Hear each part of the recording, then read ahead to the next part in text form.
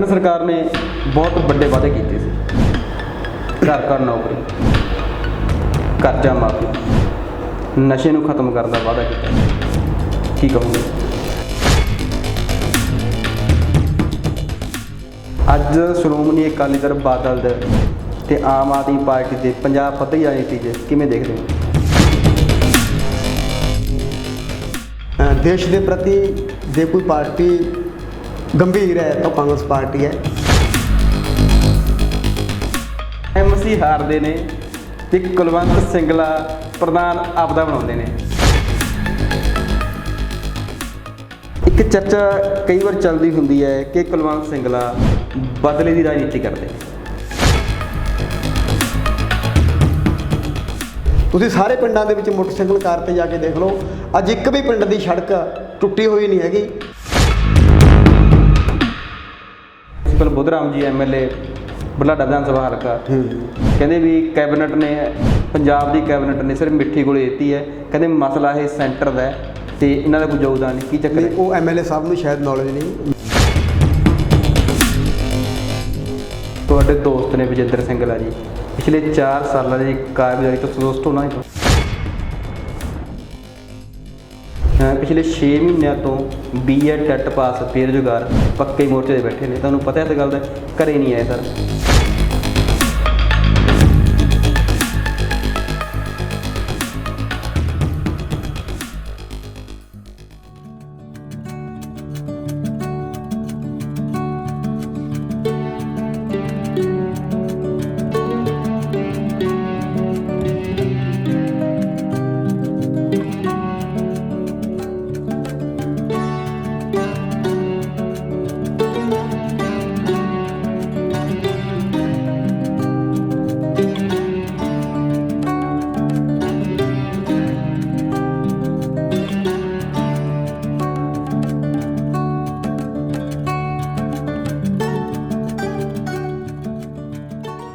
ਸਤਿ ਸ਼੍ਰੀ ਅਕਾਲ ਦੋਸਤੋ, ਮੈਂ ਸੁੱਖੀ ਮੰਘਾਣੀਆਂ ਅੱਜ ਤੁਹਾਨੂੰ ਰੂਬਰੂ ਕਰਵਾ ਰਿਹਾ ਹਾਂ ਬਰੇਟਾ ਇਲਾਕੇ ਦੇ ਸਿਆਸਤਦਾਨ, ਜਿਨ੍ਹਾਂ ਨੇ ਆਪਣੇ ਖੇਤਰ ਨੂੰ ਨਹੀਂ ਪੂਰੇ ਪੰਜਾਬ ਦੀ ਰਾਜਨੀਤੀ ਨੂੰ ਨੈਸ਼ਨਲ ਲੈਵਲ ਤੱਕ ਆਪਣਾ ਨਾਮ ਚਮਕਾਇਆ।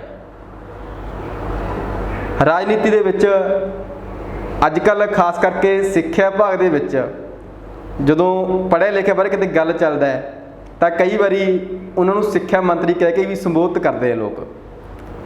ਕਾਰਨ ਇਹਦੇ ਆਪਾਂ ਜਾਣਾਂਗੇ, ਮਿਲਾਉਂਦੇ ਹਾਂ ਤੁਹਾਨੂੰ ਕੁਲਵੰਤ ਸਿੰਗਲਾ ਜੀ ਨਾਲ। ਸਰ ਸਤਿ ਸ਼੍ਰੀ ਅਕਾਲ ਜੀ। ਸਤਿ ਸ਼੍ਰੀ ਅਕਾਲ ਸਰ, ਅਸੀਂ ਤਾਂ ਤੁਹਾਡੀ ਪਹਿਲਾਂ ਇਹੀ ਜਾਣਨਾ ਚਾਹਾਂਗੇ ਕਿ ਰਾਜਨੀਤੀ ਦੇ ਵਿੱਚ ਜੇ ਪਰਿਵਾਰਵਾਦ ਭਾਰੂ ਹੈ, ਤੁਹਾਡੇ ਪਰਿਵਾਰ 'ਚ ਹੀ ਰਾਜਨੀਤੀ ਪਈ ਸੀ ਜਾਂ ਤੁਸੀਂ ਨਹੀਂ ਰਾਜਨੀਤਿਕ ਪਾਰੀ ਖੇਡੀ ਹੈ? ਨਹੀਂ, ਮੈਂ ਬੜੇ ਸਧਾਰਨ ਪਰਿਵਾਰ 'ਚੋਂ ਹਾਂ। ਮੇਰੇ ਪਿਤਾ ਜੀ ਹੈਲਥ ਡਿਪਾਰਟਮੈਂਟ ਦੇ ਵਿੱਚ ਬਹੁਤ ਛੋਟੀ ਜੌਬ ਕਰਦੇ ਸੀ। ਅਸੀਂ 4 ਭਰਾ, ਸਭ ਤੋਂ ਵੱਡੀ ਸਾਡੀ ਭੈਣ ਹੈ। ਸਾਡਾ ਪਰਿਵਾਰ ਕੀ ਸਾਡੀ 7 ਪੀੜ੍ਹੀਆਂ ਤੱਕ ਰਾਜਨੀਤੀ 'ਚ ਕੋਈ ਨਹੀਂ ਹੈਗਾ। ਮੈਨੂੰ ਇੱਕ ਲਗਨ ਸੀ ਵੀ ਮੈਂ ਲੋਕਾਂ ਦੀ ਸੇਵਾ ਕਿਸ ਤਰੀਕੇ ਨਾਲ ਕਰਾਂ। ਮੈਂ ਇਸ ਨੂੰ ਲੈ ਕੇ ਦੇਖਿਆ ਵੀ ਇੱਕ ਰਾਜਨੀਤੀ 'ਚ ਆ ਕੇ ਹੀ ਆਪਾਂ ਵਧੀਆ ਸੇਵਾ ਕਰ ਸਕਦੇ ਹਾਂ। ਮੈਂ ਉਸ ਪਹਿਲੂ ਨੂੰ ਦੇਖ ਕੇ ਫਿਰ ਰਾਜਨੀਤੀ 'ਚ ਮੈਂ ਉਤਰਿਆ ਤਾਂ ਕਿ ਮੈਂ ਆਪਣੇ ਆਲੇ ਦੁਆਲੇ ਦੀ ਤੇ ਆਪਣੇ ਲੋਕਾਂ ਦੀ ਸੇਵਾ ਕਰ ਸਕਾਂ। ਐਜੂਕੇਸ਼ਨ ਦੇ ਤੌਰ 'ਤੇ ਤੁਸੀਂ ਕੀ ਕੁਝ ਕੀਤਾ ਫਿਰ? ਮੈਂ ਸਰ +2 ਦੀ ਸਿੱਖਿਆ ਸਰਕਾਰੀ ਸੀਨੀਅਰ ਸੈਕੰਡਰੀ ਸਕੂਲ ਬਰੇਟੇ ਤੋਂ ਲਿੱਤੀ, ਫਿਰ BA ਗੁਰੂ ਨਾਨਕ ਕਾਲਜ ਤੋਂ ਕੀਤੀ।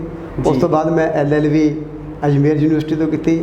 ਫਿਰ MA ਪੋਲੀਟੀਕਲ ਸਾਇੰਸ ਵੀ, ਮੈਂ ਕਿਉਂਕਿ ਪੋਲੀਟੀਕਲ ਖੇਤਰ ਸੀ ਇਸ ਕਰਕੇ MA ਪੋਲੀਟੀਕਲ ਸਾਇੰਸ ਦੇ ਵਿੱਚ ਵੀ ਪੜ੍ਹਾਈ ਕੀਤੀ। ਵਕੀਲ ਕਿਉਂ ਨਹੀਂ ਬਣੇ? ਰਾਜਨੀਤੀ ਨੂੰ ਹੀ ਕਿਉਂ ਚੁਣਿਆ? ਦੇਖੋ, ਪੜ੍ਹਾਈ ਪੜ੍ਹਨ ਨਾਲ ਕੋਈ ਜ਼ਰੂਰੀ ਨਹੀਂ ਵੀ ਆਪਾਂ ਜਿਸ ਖੇਤਰ ਦੀ ਪੜ੍ਹਾਈ ਕੀਤੀ ਹੈ ਆਪਾਂ ਉਸ ਖੇਤਰ 'ਚ ਜਾਈਏ। ਬਹੁਤ ਸੇ ਡਾਕਟਰ ਇਹ ਨੇ MBBS ਕਰਕੇ ਰਾਜਨੀਤੀ 'ਚ ਆ ਜਾਂਦੇ ਨੇ, IAS ਬਣ ਜਾਂਦੇ ਨੇ, ਜਾਂ LLB ਕਰਕੇ ਬਹੁਤ ਰਾਜਨੀਤੀ 'ਚ ਵੀ ਆਉਂਦੇ ਨੇ। ਤੁਸੀਂ ਦੇਖੋ ਨੈਸ਼ਨਲ ਲੈਵਲ ਦੇ ਜਿੰਨੇ ਵੀ ਪੋਲੀਟੀਸ਼ੀਅਨ ਨੇ, ਮੇਰੇ ਖਿਆਲ 'ਚ 70% ਲੋਕਾਂ ਨੇ LLB ਕੀਤੀ ਹੋਈ ਹੈ। ਜੀ, ਮੈਂ ਸ਼ੁਰੂ 'ਚ ਗੱਲ ਕੀਤੀ ਹੈ, ਤੁਹਾਨੂੰ ਇਸ ਗੱਲ ਦਾ ਪਤਾ ਹੈ ਵੀ ਸਿੱਖਿਆ ਵਿਭਾਗ ਦੇ ਵਿੱਚ ਕੁਲਵੰਤ ਸਿੰਗਲਾ ਨੂੰ ਸਿੱਖਿਆ ਮੰਤਰੀ ਕਹਿੰਦੇ ਨੇ? ਨਾ, ਮੈਨੂੰ ਇਹ ਬਿਲਕੁਲ ਕੋਈ ਤਾਂ ਕਾਰਨ ਹੋਊਗਾ। ਨਾ, ਇਹ ਗਲਤ ਗੱਲ ਹੈ। ਸ਼੍ਰੀ ਮਾਨਯੋਗ ਵਿਜੇਂਦਰ ਸਿੰਗਲਾ ਜੀ, ਜਿਨ੍ਹਾਂ ਨੇ ਸਿੱਖਿਆ ਵਿਭਾਗ ਦੇ ਵਿੱਚ ਬਹੁਤ ਵੱਡੇ ਇਤਿਹਾਸਕ ਬਦਲਾਅ ਕੀਤੇ ਨੇ ਜੀ, ਕਿ ਮੈਂ ਉਹਨਾਂ ਦਾ ਦੋਸਤ ਹਾਂ। ਅਸੀਂ ਇਕੱਠੇ, ਮੈਂ 2006 'ਚ ਉਹਨਾਂ ਨਾਲ ਰਾਜਨੀਤੀ 'ਚ ਸ਼ਾਮਲ ਹੋਇਆ, ਯਾਨੀ ਕਿ ਉਹਨਾਂ ਦੀ ਟੀਮ ਨੂੰ ਮੈਂ 2006 'ਚ ਫੋਲੋ ਕੀਤਾ ਹੈ। ਅਤੇ ਉਦੋਂ ਤੋਂ ਲੈ ਕੇ ਹੁਣ ਤੱਕ ਮੈਂ ਉਹਨਾਂ ਦੇ ਨਾਲ ਇਸ ਕਰਕੇ ਕੰਮ ਕਰ ਰਿਹਾ ਕਿ ਉਹਨਾਂ ਦਾ ਵਿਜ਼ਨ ਬਿਲਕੁਲ ਕਲੀਅਰ ਹੈ ਲੋਕਾਂ ਦੇ ਪ੍ਰਤੀ, ਸਮਾਜ ਦੇ ਪ੍ਰਤੀ, ਔਰ ਆਪਣੇ ਜੋ 2 ਮਹਿਕਮਿਆਂ ਦੀ ਜ਼ਿੰਮੇਵਾਰੀ ਨਿਭਾ ਰਹੇ ਨੇ ਬਖੂਬੀ, ਬਹੁਤ ਵਧੀਆ ਤਰੀਕੇ ਨਾਲ ਨਿਭਾ ਰਹੇ ਨੇ।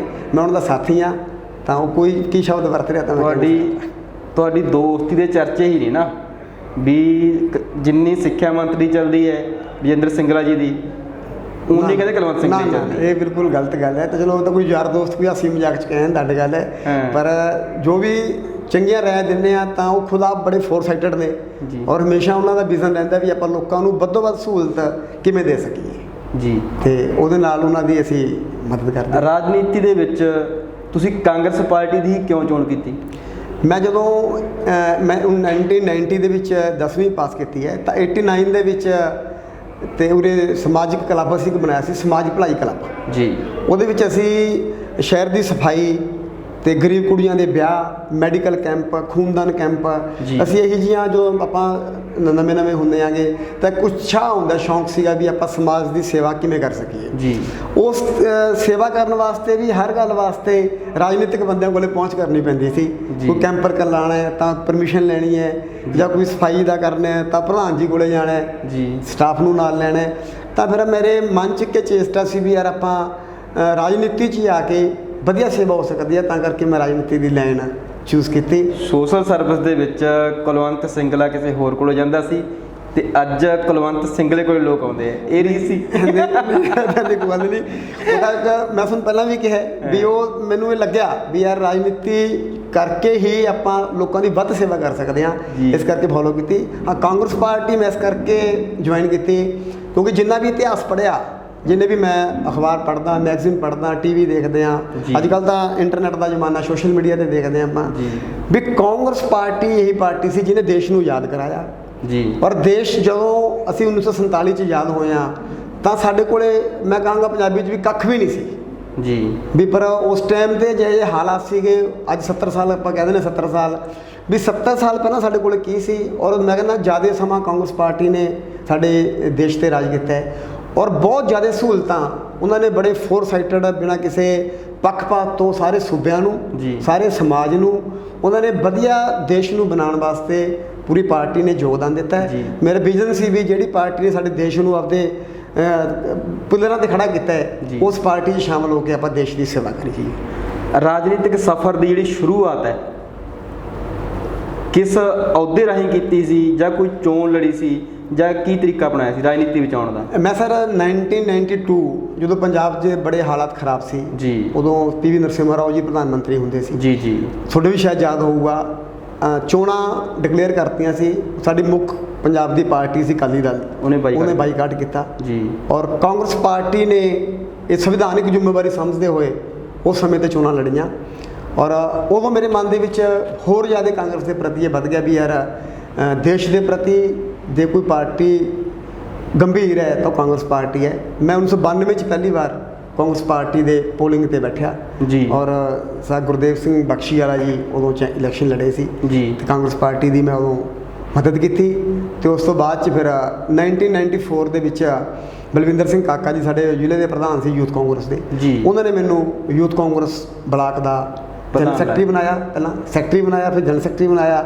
ਫਿਰ ਮੈਂ 1995 ਦੇ ਵਿੱਚ ਬਰੇਟੇ ਬਲਾਕ ਦੀ ਯੂਥ ਕਾਂਗਰਸ ਦਾ ਪ੍ਰਧਾਨ ਜੀ। ਤਾਂ ਉਸ ਤੋਂ ਬਾਅਦ ਤੋਂ ਲੈ ਕੇ ਯਾਨੀ ਕਿ 1992 ਤੋਂ ਲੈ ਕੇ ਅੱਜ ਤੱਕ ਮੈਂ ਕਾਂਗਰਸ ਪਾਰਟੀ ਦੇ ਜੋ ਸਿਧਾਂਤ ਨੇ ਉਹਨੂੰ ਲੋਕਾਂ 'ਚ ਲੈ ਕੇ ਜਾਂਦੇ ਆ। ਇਹ ਵੀ ਸੁਣਨ 'ਚ ਆਇਆ ਵੀ ਤੁਸੀਂ ਸਭ ਤੋਂ ਛੋਟੀ ਉਮਰ ਦੇ ਵਿੱਚ ਬਰੇਟੇ ਦੇ ਵਿੱਚ MC ਬਣ ਗਏ ਸੀ? ਹਾਂਜੀ, ਮੈਂ 1998 'ਚ ਜਨਵਰੀ 'ਚ ਕਾਰਪੋਰੇਸ਼ਨ ਸਾਡੀ ਮਿਊਨਿਸਪੈਲਿਟੀ ਦੇ ਇਲੈਕਸ਼ਨ ਹੋਏ ਸੀ ਜੀ। ਤਾਂ ਉਦੋਂ ਮੈਂ ਉਦੋਂ BA ਪਾਸ ਆਊਟ ਕਰਕੇ LLB 'ਚ ਫਸਟ ਈਅਰ ਪੜ੍ਹਦਾ ਸੀ ਜੀ। ਤੇ ਮੇਰੇ ਯਾਰਾਂ ਦੋਸਤਾਂ ਨੇ ਸਾਰਿਆਂ ਨੇ ਫੈਸਲਾ ਕੀਤਾ ਵੀ ਆਪਾਂ ਚੋਣ ਲੜਨੀ ਹੈ ਜੀ। ਤਾਂ ਮੈਂ ਮੌਜੂਦਾ ਪੜ੍ਹਾਈ ਕਰਦੇ ਹੋਏ ਵੀ ਇਲੈਕਸ਼ਨ ਲੜੀ, ਔਰ ਲੋਕਾਂ ਦੇ ਸਹਿਯੋਗ ਨਾਲ ਬਹੁਤ ਵਧੀਆ ਚੋਣ ਜਿੱਤ ਕੇ ਮੈਂ ਸਭ ਤੋਂ ਛੋਟੀ ਉਮਰ ਦਾ MC ਬਣਿਆ 1998। ਤੁਸੀਂ ਉਦੋਂ ਇੱਕ MC ਚੋਣ ਜਿੱਤੀ ਤੇ ਹੁਣੇ ਤਾਜ਼ੀਆਂ ਨਗਰ ਕੌਂਸਲ ਦੇ ਚੋਣਾਂ ਆਈਆਂ ਨੇ ਤੇ ਲੋਕਾਂ ਨੇ ਤੁਹਾਡੇ ਜਿਹੜੇ ਚੁਣਿੰਦੇ MC ਸੀ ਹਰਾਏ ਨੇ, ਕੀ ਕਾਰਨ ਕਹੋਗੇ? ਨਹੀਂ ਦੇਖੋ, ਇਹ ਲੋਕਾਂ ਦਾ ਫਤਵਾ ਪ੍ਰਮਾਣ ਹੈ। ਮੈਂ ਜਿਸ ਦਿਨ ਰਿਜ਼ਲਟ ਆਇਆ ਸੀ ਉਹਦੇ ਵੀ ਫੇਸਬੁੱਕ ਤੇ ਕਿਹਾ ਸੀ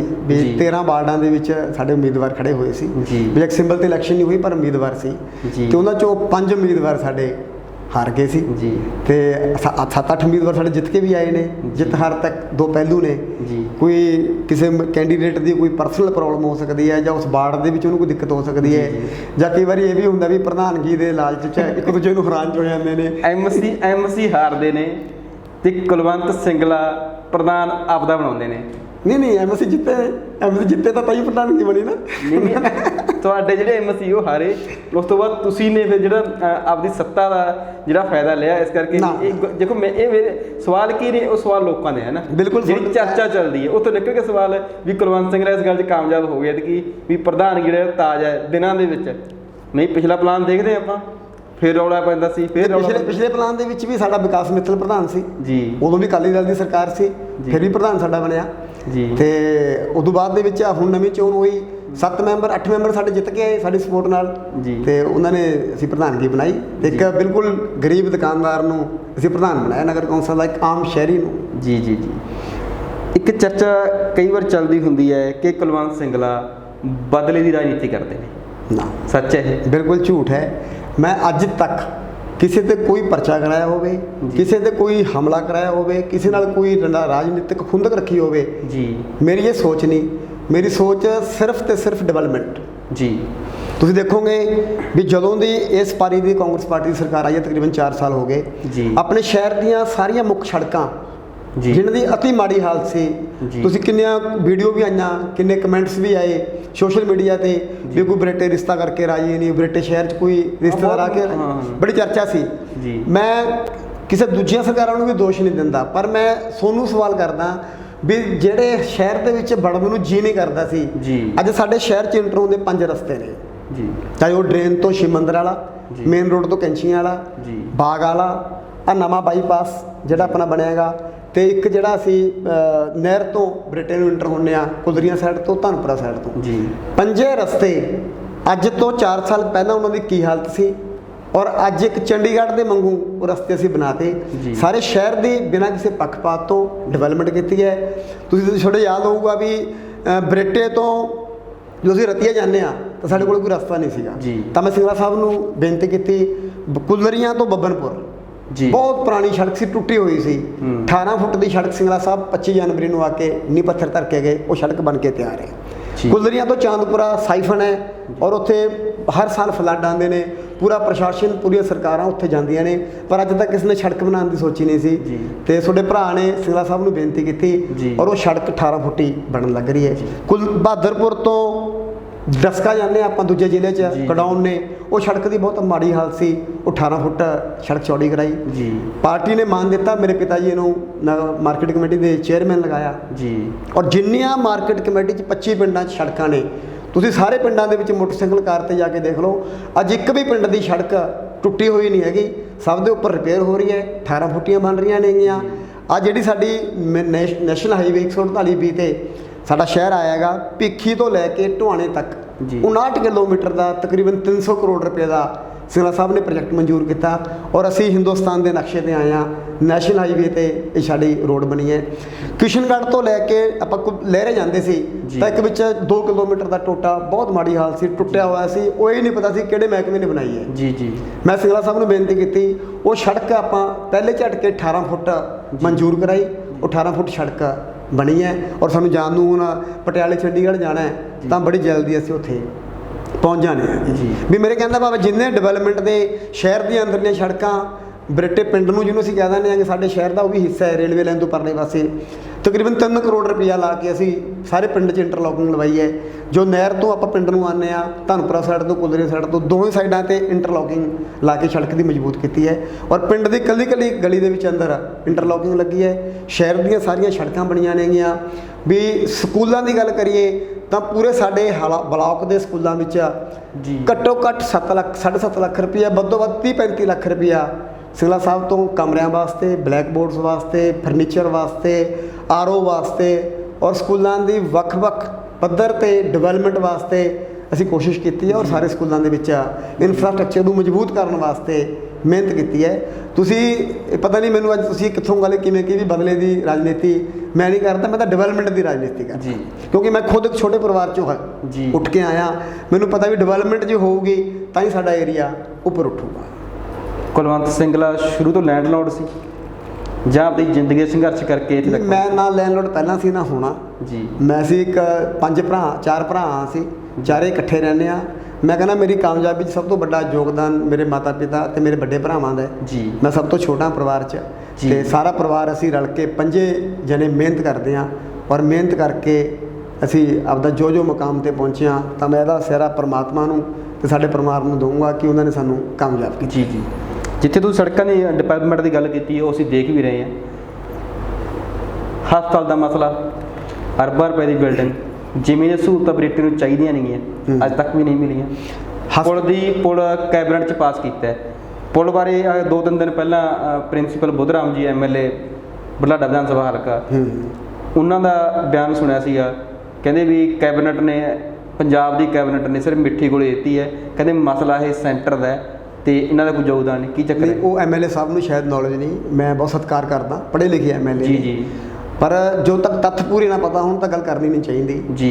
ਜਿਹੜੀ ਇਹ ਸਾਡੀ ਰੇਲਵੇ ਲਾਈਨ ਹੈਗੀ ਦਿੱਲੀ ਫਿਰੋਜ਼ਪੁਰ, ਮੈਂ ਅੱਜ ਤੋਂ ਨਹੀਂ, ਮੈਂ ਜਿਉਂ ਦਾ MC ਬਣਿਆ ਜੀ, ਉਦੋਂ ਦਾ ਮੇਰੇ ਮਨ 'ਚ ਇੱਕ ਮਿਸ਼ਨ ਸੀ ਵੀ ਅਸੀਂ ਬਰੇਟੇ ਫਾਟਕਾਂ ਵਾਲਾ ਕਲੇਸ਼ ਖਤਮ ਕਰਕੇ ਇਹਦੇ ਉੱਪਰ ਪੁਲ ਬਣੇ, ਅੰਡਰਬ੍ਰਿਜ ਜਾਂ ਓਵਰਬ੍ਰਿਜ ਜੀ।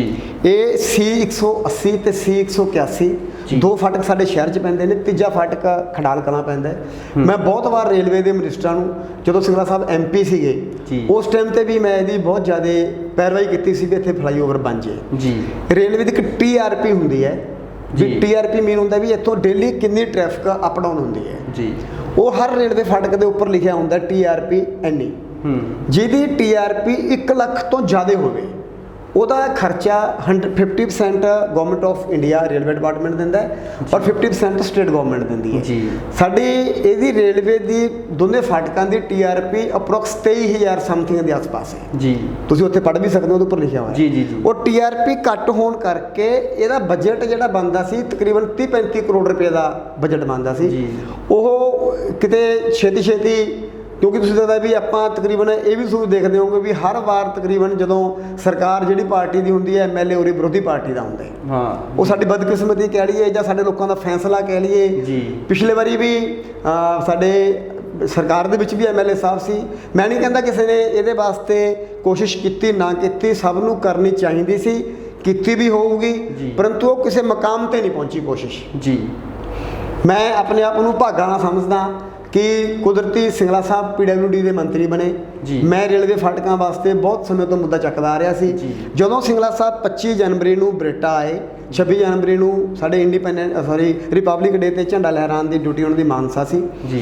ਕੁਲਰੀਆਂ ਦੀਆਂ ਸੜਕਾਂ ਦਾ ਉਦਘਾਟਨ ਕਰਕੇ ਆਏ, ਕਈ ਪਾਰਕਾਂ ਦਾ, ਸਕੂਲਾਂ ਦਾ ਬਹੁਤ ਕੰਮ ਕੀਤੇ, ਉਹਨਾਂ ਦੇ ਉਦਘਾਟਨ ਹੋਏ।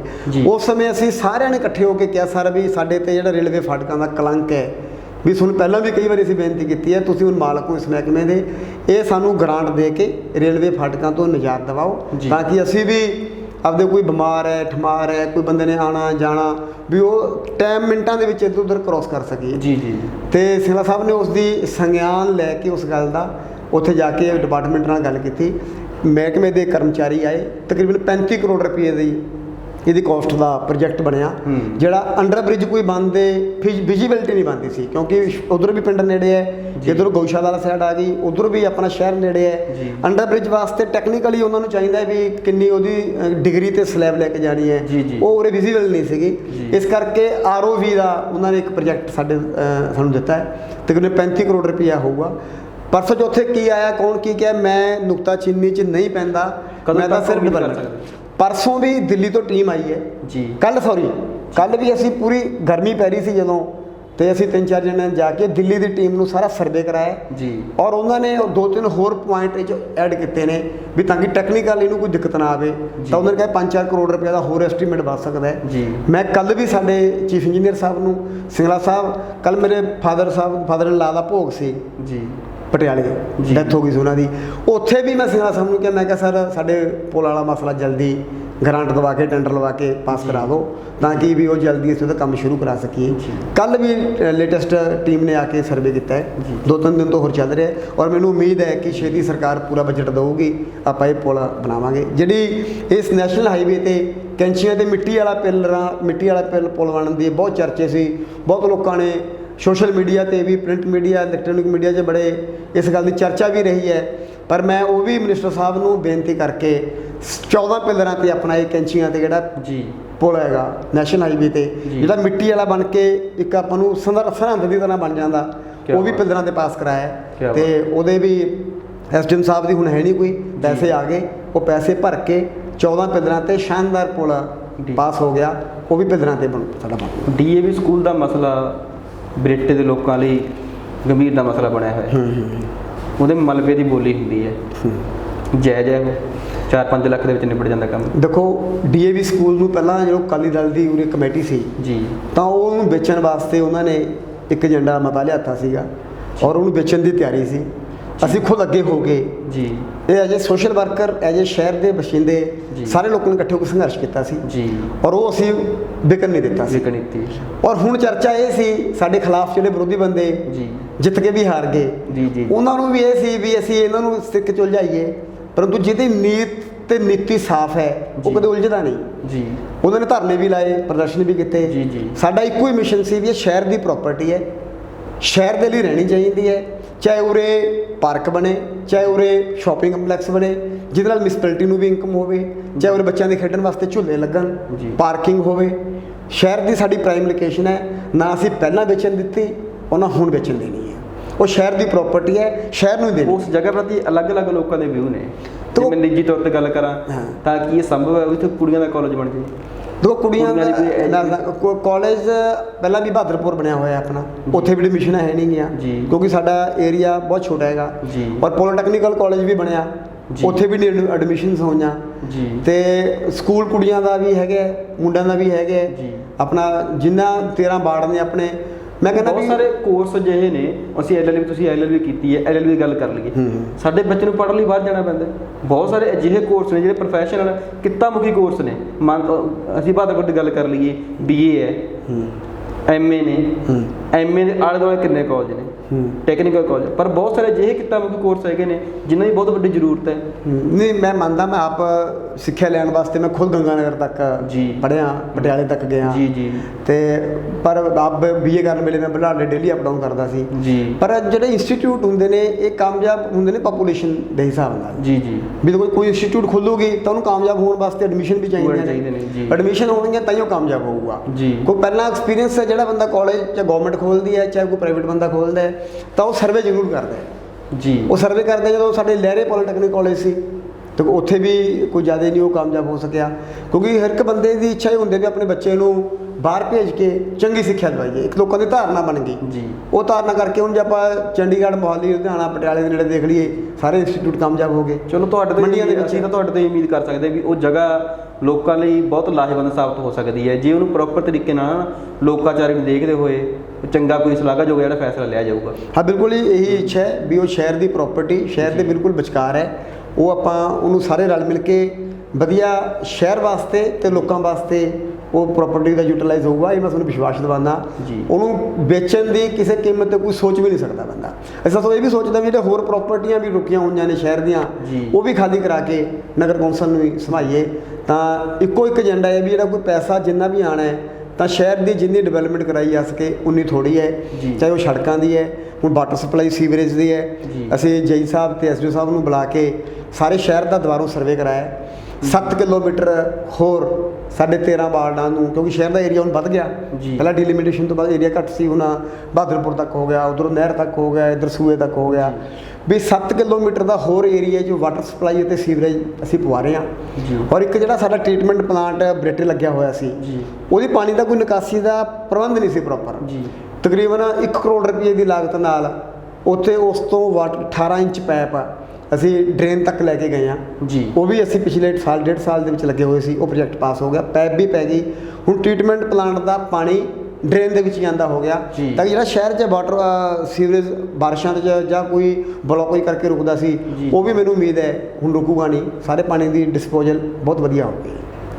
ਸਵੱਛ ਭਾਰਤ ਮੁਹਿੰਮ ਚੱਲੀ ਹੈ ਇੰਡੀਆ ਦੇ ਵਿੱਚ ਤੇ ਬਰੇਟੇ ਦੇ ਵਿੱਚ ਹੜਤਾਲ ਹੈ। ਨਹੀਂ, ਬਰੇਟੇ 'ਚ ਹੜਤਾਲ ਨਹੀਂ, ਪੂਰੇ ਪੰਜਾਬ ਦੇ ਵਿੱਚ ਹੜਤਾਲ ਹੈ। ਜੀ। ਤੇ ਅੱਜ ਮੈਂ ਹੁਣ ਤੁਹਾਡੇ ਤੋਂ ਮਾਫੀ ਮੰਗਦਾ ਵੀ ਲੇਟ ਹੋ ਗਿਆ ਆਪਾਂ ਮਿਲਣ 'ਚ। ਜੀ। ਉਹ ਹੜਤਾਲ ਨੂੰ ਅੱਜ ਸਾਰੇ ਸਫਾਈ ਕਰਮਚਾਰੀਆਂ ਨੂੰ ਬੇਨਤੀ ਕਰਕੇ ਅੱਜ ਰੇਹੜੀਆਂ ਸੀ ਜਿਹੜੀਆਂ ਮੈਂ ਤੋੜ ਕੇ ਆਇਆ ਗਾ। ਕਿੰਨੇ ਦਿਨ ਹੋ ਗਏ ਸੀ ਹੜਤਾਲ ਹੋਏ? ਹੜਤਾਲ ਤਕਰੀਬਨ 13 ਤਰੀਕ ਤੋਂ ਹੜਤਾਲ ਹੋਈ ਸੀ। ਹੁਣ ਦੀਆਂ ਮੰਗਾਂ ਦਿਨ ਕਾਫੀ ਹੋ ਗਏ ਨਾ, ਗੱਲ ਇਹੀ ਹੈ ਵੀ ਇਹ ਵੀ ਤਾਂ ਹੋ ਸਕਦਾ ਸੀਗਾ ਵੀ ਦੂਜੇ ਦਿਨ ਸਫਾਈ ਬਣਾ ਸਕਦੇ। ਨਹੀਂ, ਉਸ ਦਿਨ ਤੋਂ ਹੀ ਅਸੀਂ ਲੱਗੇ ਹੋਏ ਹਾਂ। ਜਿਸ ਦਿਨ ਤੋਂ ਉਹਨਾਂ ਦੀ ਹੜਤਾਲ ਸੀ ਉਸ ਦਿਨ ਤੋਂ ਹੀ ਟੱਚ ਸੀ, ਸਾਡੀ ਕਮੇਟੀ ਪੂਰੀ ਟੱਚ ਸੀਗੀ। ਪਰ ਕੁਝ ਮੰਗਾਂ ਪੰਜਾਬ ਲੈਵਲ ਤੇ ਉਹਨਾਂ ਦੀ ਕਰਨ ਵਾਲੀਆਂ ਸੀਗੀਆਂ, ਕੁਝ ਸਾਡੇ ਲੋਕਲ ਲੈਵਲ ਦੀਆਂ ਸੀ। ਲੋਕਲ ਲੈਵਲ ਵਾਲੇ ਉਹਨਾਂ ਨੂੰ ਵਿਸ਼ਵਾਸ ਦਿਵਾ ਕੇ ਆਏ। ਪਹਿਲਾਂ ਵੀ ਜਦੋਂ ਮੈਂ ਵਾਈਸ ਪ੍ਰਧਾਨ ਬਣਿਆ ਸੀ, 10 ਕਰਮਚਾਰੀ ਅਸੀਂ ਜਿਹੜੇ ਗਰੀਬ ਸੀ ਵਿਚਾਰੇ, ਸ਼ਹਿਰ ਦੀ ਸਫਾਈ ਕਰਦੇ ਸੀ। ਬਹੁਤ ਜਿਹੜੇ ਕੁਛ ਕੁ ਬੰਦੇ ਤਾਂ 5-7 ਸਾਲ ਬਾਅਦ ਰਿਟਾਇਰਮੈਂਟ ਹੋਣ ਵਾਲੇ ਸੀ, ਉਹ ਅਸੀਂ ਪੱਕੇ ਕੀਤੇ ਸੀ ਜੀ ਮਤਾ ਲਿਆ ਕੇ ਕਮੇਟੀ 'ਚ। ਉਹ ਅੱਜ ਵੀ ਇਸ ਗੱਲ ਦਾ ਉਹ ਬੰਦੇ ਥੈਂਕਸ ਕਰਦੇ ਸੀ। ਔਰ ਇਸੇ ਗੱਲ ਤੇ ਉਹਨਾਂ ਨੇ ਅੱਜ ਹੜਤਾਲ ਇਹ ਚੱਕੀ ਹੈ ਇੱਕ ਵਾਰੀ ਵੀ ਆਪਣਾ ਅਸੀਂ ਸ਼ਹਿਰ 'ਚੋਂ ਕੂੜਾ ਚੱਕਾਂਗੇ। ਕਿਉਂਕਿ ਕਹਿੰਦੇ ਜੋ ਤੁਸੀਂ ਕਹਿੰਦੇ ਹੋ ਕਰਕੇ ਦਿਖਾਉਂਦੇ ਹੋ ਵੀ ਸਾਨੂੰ 10 ਬੰਦਿਆਂ ਨੂੰ ਪੱਕਾ ਕੀਤਾ ਸੀ। ਅੱਜ ਵੀ ਉਹਨਾਂ ਨੇ, ਮੈਂ ਧੰਨਵਾਦ ਕਰਦਾ, ਉਹਨਾਂ ਨੇ ਅੱਜ ਹੜਤਾਲ ਆਪਦੀ ਚਾਹੇ ਰੱਖੀ ਹੋਈ ਹੈ, ਪਰੰਤੂ ਸ਼ਹਿਰ ਦੀ ਸਫਾਈ ਸਾਡੇ ਨਾਲ ਲੱਗ ਕੇ ਉਹ ਅੱਜ ਅਸੀਂ ਸ਼ੁਰੂ ਕੀਤੀ ਹੈ। ਤੁਹਾਡੇ ਦੋਸਤ ਨੇ ਬਜਿੰਦਰ ਸਿੰਘਲਾ ਜੀ, ਪਿਛਲੇ 4 ਸਾਲਾਂ ਦੀ ਕਾਰਗੁਜ਼ਾਰੀ ਤੋਂ ਸੰਤੁਸ਼ਟ ਉਹਨਾਂ ਤੋਂ? ਬਿਲਕੁਲ 100%। ਮੈਂ ਤਾਂ ਦੋਸਤਾਂ ਸੰਤੁਸ਼ਟ ਹਾਂ ਹੀ। ਪੂਰਾ ਸਮੁੱਚਾ ਟੀਚਰ ਵਰਗ ਇਸ ਗੱਲ ਤੋਂ ਖੁਸ਼ ਹੈ ਕਿ ਇੱਕ ਪੜ੍ਹਿਆ ਲਿਖਿਆ ਸਾਨੂੰ ਮੰਤਰੀ ਸਾਹਿਬ ਆ ਜੋ ਐਜੂਕੇਸ਼ਨ ਦੇ ਮਿਲੇ ਨੇ। ਬੇਸ਼ੱਕ ਪਹਿਲਾਂ ਵਾਲੇ ਮੰਤਰੀ ਸਾਹਿਬਾਨ ਨੇ ਵੀ ਬਹੁਤ ਕੁਝ ਸਿੱਖਿਆ ਦੇ ਖੇਤਰ 'ਚ ਕੀਤਾ ਹੈਗਾ, ਪਰੰਤੂ ਜੋ ਮੈਂ ਸਮਝਦਾ ਵੀ ਬਦਲੀਆਂ ਦੇ ਲਈ ਜੋ ਆਨਲਾਈਨ ਪ੍ਰਣਾਲੀ ਲੈ ਕੇ ਆਏ ਨੇ, ਉਹ ਬਹੁਤ ਹੀ ਵਧੀਆ ਤੇ ਸਾਫ਼ ਪ੍ਰਣਾਲੀ ਲੈ ਕੇ ਆਏ ਨੇ। ਘਰੇ ਬੈਠੇ ਮੋਬਾਈਲ ਤੇ ਐਪਲੀਕੇਸ਼ਨ ਦੇ ਕੇ ਟੀਚਰ ਦੀ ਬਦਲੀ ਦਾ ਮੈਸੇਜ ਆ ਜਾਂਦਾ ਹੈ। ਔਰ ਜਿੰਨੀਆਂ ਵੀ ਭਰਤੀਆਂ ਉਹਨਾਂ ਦੇ ਟਾਈਮ 'ਚ ਹੋਈਆਂ ਨੇ, ਪਿਓਰ ਮੈਰਿਟ ਤੇ ਭਰਤੀਆਂ ਹੋਈਆਂ ਨੇ। ਔਰ ਜੋ ਸਕੂਲਾਂ ਨੂੰ ਇਨਫਰਾਸਟ੍ਰਕਚਰ ਨੂੰ ਉੱਚਾ ਕਰਨ ਵਾਸਤੇ ਸਿੰਗਲਾ ਸਾਹਿਬ ਨੇ, ਮੁੱਖ ਮੰਤਰੀ ਕੈਪਟਨ ਅਮਰਿੰਦਰ ਸਿੰਘ ਜੀ ਨੇ ਜੋ ਮੈਮੋਰੰਡਮ ਜੋ ਲੈ ਕੇ ਆਏ ਸੀਗੇ, ਉਹ ਸਾਰਾ ਪੂਰਾ ਕੀਤਾ ਹੈ। ਅਸੀਂ ਇਸ ਗੱਲ ਤੇ ਬਹੁਤ ਖੁਸ਼ ਹਾਂ। ਸੰਗਰੂਰ ਦੇ ਵਿੱਚ ਪਿਛਲੇ 6 ਮਹੀਨਿਆਂ ਤੋਂ B.Ed ਟੈਟ ਪਾਸ ਬੇਰੁਜ਼ਗਾਰ ਪੱਕੇ ਮੋਰਚੇ 'ਤੇ ਬੈਠੇ ਨੇ। ਤੁਹਾਨੂੰ ਪਤਾ ਇਸ ਗੱਲ ਦਾ? ਘਰੇ ਨਹੀਂ ਆਏ ਸਰ। ਦੇਖੋ, ਬੇਰੁਜ਼ਗਾਰੀ ਦਾ ਮੁੱਦਾ ਹੈ ਜੀ। ਉਹਨਾਂ ਨੇ B.Ed ਤੱਕ ਕੀਤੀ ਹੋਈ ਹੈ, ਪੜ੍ਹਾਈ ਬਹੁਤ ਵਧੀਆ। ਹਰ ਇੱਕ ਬੰਦੇ ਨੂੰ, ਹਰ ਇੱਕ ਮਾਂ ਬਾਪ ਨੂੰ ਉਮੀਦ ਹੁੰਦੀ ਹੈ ਵੀ ਸਾਡਾ ਬੱਚਾ ਪੜ੍ਹ ਕੇ ਕੋਈ ਸਰਕਾਰੀ ਨੌਕਰੀ 'ਚ ਆ ਜਾਏ ਜੀ। ਪਰੰਤੂ ਮੈਂ ਉਹਨਾਂ ਨਾਲ ਸਹਿਮਤ ਹਾਂ ਵੀ ਰੁਜ਼ਗਾਰ ਮਿਲਣਾ ਚਾਹੀਦਾ ਹੈ। ਕੁਝ ਸਰਕਾਰ ਦੀਆਂ ਵੀ ਲਿਮਿਟੇਸ਼ਨਸ ਹੁੰਦੀਆਂ ਨੇਗੀਆਂ। ਵੀ ਜਿਵੇਂ ਸਪੋਜ਼ ਕਰੋ ਇੱਕ ਪ੍ਰਾਈਵੇਟ ਸਕੂਲ ਹੈ, ਉਹ 'ਚ 1000 ਬੱਚਾ ਪੜ੍ਹਦਾ ਹੈ, ਉਹਨੂੰ 25 ਟੀਚਰਾਂ ਦੀ ਜ਼ਰੂਰਤ ਹੈ, ਤਾਂ ਉਹ 30 ਟੀਚਰ ਰੱਖ ਸਕਦਾ ਹੈ। ਤੁਸੀਂ RT ਅੰਕੜਾ ਕਢਾ ਲਓ, ਬਹੁਤ ਵੱਡੀ ਗਿਣਤੀ ਜ਼ਰੂਰਤ ਹੈ। ਹੁਣ ਜੇ ਹੁਣ ਤਾਜ਼ਾ ਅੰਕੜੇ ਦੇਖੀਏ, ਬਹੁਤ ਵੱਡੇ ਪੱਧਰ 'ਤੇ ਪ੍ਰਾਈਵੇਟ ਸਕੂਲਾਂ ਦੇ ਵਿੱਚੋਂ, ਬੇਸ਼ੱਕ ਅਸੀਂ ਮੰਨਦੇ ਕਰੋਨਾ ਕਰਕੇ ਹੋ ਰਿਹਾ ਇਹ, ਆਉਣ ਵਾਲੇ ਸਮੇਂ 'ਚ ਭੁਗਤਾਂਗੇ ਨਤੀਜੇ ਅਸੀਂ, ਬਹੁਤ ਵੱਡੇ ਪੱਧਰ ਟੀਚਰ ਦੀ ਜ਼ਰੂਰਤ ਹੈ। ਨਹੀਂ, ਜਿੰਨੀ ਟੀਚਰਾਂ ਦੀ ਜ਼ਰੂਰਤ ਹੈ ਉਹ ਸਾਰੀਆਂ ਬੜਾ ਇੱਕ ਵਧੀਆ ਰੋਡ ਮੈਪ ਬਣਾਇਆ ਹੋਇਆ ਸਰਕਾਰ ਨੇ, ਜਿੱਥੇ ਤੱਕ ਮੈਨੂੰ ਨੌਲੇਜ ਹੈ ਵੀ ਆਉਣ ਵਾਲੇ ਸਮੇਂ 'ਚ ਜਿੰਨੀਆਂ ਵੀ ਪੋਸਟਾਂ ਸਾਡੀਆਂ ਵੈਕੈਂਟ ਨੇਗੀਆਂ ਉਹ ਸਾਰੀਆਂ ਭਰੀਆਂ ਜਾਣਗੀਆਂ। ਪਟਿਆਲੇ ਦੇ ਵਿੱਚ ਪਿਛਲੇ 2 ਮਹੀਨਿਆਂ ਤੋਂ ਲਗਭਗ ਮੁੰਡੇ ਟਾਵਰ 'ਤੇ ਚੜ੍ਹੇ ਹੋਏ ਨੇ, ਜਿਹਦੇ ਵਿੱਚ ਇੱਕ ਮੁੰਡਾ ਕੱਲ੍ਹ ਪਰਸੋਂ ਆਪਦੀ ਮੰਮੀ ਦੀ ਬਿਮਾਰ ਹੋਣ ਦੀ ਵਜ੍ਹਾ ਕਾਰਨ ਥੱਲੇ ਉਤਰਨਾ ਪੈ ਗਿਆ ਉਹਨੂੰ, ਤੇ ਇੱਕ ਮੁੰਡਾ ਅਜੇ ਵੀ ਹਨੇਰੀ ਤੂਫਾਨਾਂ ਦੇ ਟਾਵਰ 'ਤੇ ਬੈਠਾ। ਉਹਨਾਂ ਦਾ ਹੱਕ ਨਹੀਂ ਬਣਦਾ ਲਾਉਣ ਦਾ ਜਾ ਕੇ। ਨਹੀਂ, ਉਹ ਦੇਖੋ, ਇਹ ਨਹੀਂ ਵੀ ਕੋਈ ਰਾਬਤਾ ਨਹੀਂ ਕਰ ਰਿਹਾ। ਪ੍ਰਸ਼ਾਸਨ ਵੀ, ਸਰਕਾਰ ਵੀ ਉਹਨਾਂ ਨਾਲ ਤੇ ਉਹਨਾਂ ਦੀ ਜਥੇਬੰਦੀਆਂ ਨਾਲ ਪ੍ਰੋਪਰ ਰਾਬਤੇ 'ਚ ਨੇ। ਔਰ ਕਈ ਮੀਟਿੰਗਾਂ ਮੈਨੂੰ ਵੀ ਪਤਾ ਹੈ ਵੀ ਸਿੰਗਲਾ ਸਾਹਿਬ ਨੇ ਪੈਨਲ ਮੀਟਿੰਗਾਂ ਵੀ ਜਿਹਦੇ ਵਿੱਚ ਸੈਕਟਰੀ ਸਾਹਿਬ, DPI ਸਾਹਿਬ, DGSC ਸਾਹਿਬ, ਖੁਦ ਮੰਤਰੀ ਸਾਹਿਬ ਬਹਿ ਕੇ ਜਥੇਬੰਦੀਆਂ ਨਾਲ ਮੀਟਿੰਗਾਂ ਕੀਤੀਆਂ ਨੇ। ਔਰ ਬਹੁਤ ਲੰਬੇ ਸਮੇਂ ਤੋਂ ਚੱਲ ਵੀ ਰਹੀਆਂ ਨੇ। ਔਰ ਕਾਫੀ ਮਸਲੇ ਹੱਲ ਵੀ ਹੋਏ ਨੇ। ਕਾਫੀ ਭਰਤੀਆਂ HT ਦੀਆਂ, CHT ਦੀਆਂ, ਲਾਇਬ੍ਰੇਰੀਅਨ ਦੀਆਂ ਨਿਕਲੀਆਂ ਨੇਗੀਆਂ, PT ਮਾਸਟਰਾਂ ਦੀਆਂ, ETT ਵਾਲਿਆਂ ਦੀਆਂ, B.Ed ਦੀਆਂ, ਕਈ ਅਸਾਮੀਆਂ ਭਰੀਆਂ ਵੀ ਗਈਆਂ ਨੇ। ਔਰ ਮੈਨੂੰ ਉਮੀਦ ਹੈ ਵੀ ਜਿਹੜੀਆਂ ਰਹਿ ਗਏ ਸਾਡੇ ਸਾਥੀ, ਉਹ ਵੀ ਛੇਤੀ ਆ ਜਾਣਗੇ। ਮੰਗਤ ਰਾਏ ਬਾਂਸਲ ਜੀ ਨਾਲ ਤੁਹਾਡੀ ਪੁਰਾਣੀ ਸਾਂਝ ਹੈ ਤੇ ਤੁਸੀਂ ਉਹਨਾਂ ਤੋਂ ਪਹਿਲਾਂ ਰਾਜਨੀਤੀ ਵਿੱਚ ਆ ਗਏ ਸੀਗੇ, ਤੇ ਮੰਗਤ ਰਾਏ ਬਾਂਸਲ ਦੀ ਇੱਕ ਜਿੱਦ ਹੁੰਦੀ ਹੈ ਕਿ ਚੋਣ ਲੜਨੀ ਹੈ, ਕੁਲਵੰਤ ਸਿੰਘ ਰਾਏ ਜਿੱਦ ਕਿਉਂ ਨਹੀਂ ਫਿਰਦੇ?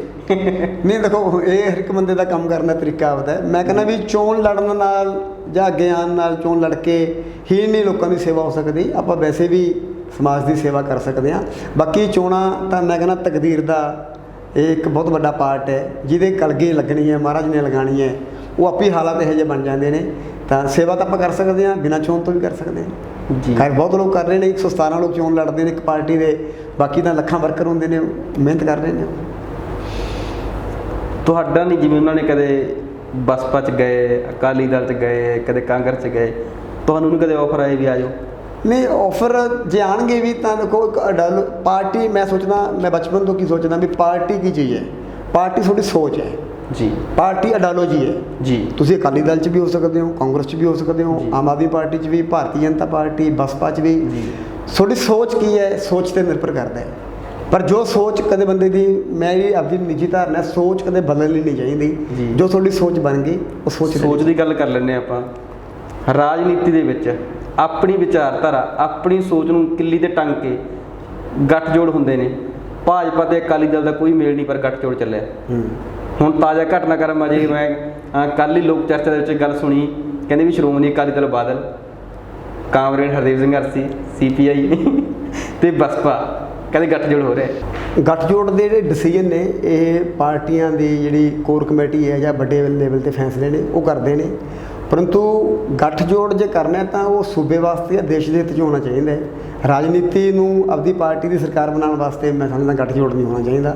ਜੋ ਗੱਠਜੋੜ ਬਣਨਾ ਹੈ ਤਾਂ ਜਾਂ ਇਲੈਕਸ਼ਨ ਤੋਂ ਪਹਿਲਾਂ ਕਰੋ ਜੀ, ਤਾਂ ਕਿ ਲੋਕ ਉਸ ਨੂੰ ਵੋਟ ਉਸ ਤਰੀਕੇ ਨਾਲ ਪਾ ਸਕਣ ਵੀ ਕੱਲ੍ਹ ਨੂੰ ਇਹ ਦੋਵੇਂ ਬੰਦੇ ਜਿੱਤ ਕੇ ਆਉਂਦੇ ਨੇ ਤਾਂ ਇਸ ਪਾਰਟੀ ਦੀ ਸਰਕਾਰ ਬਣੇਗੀ ਜੀ।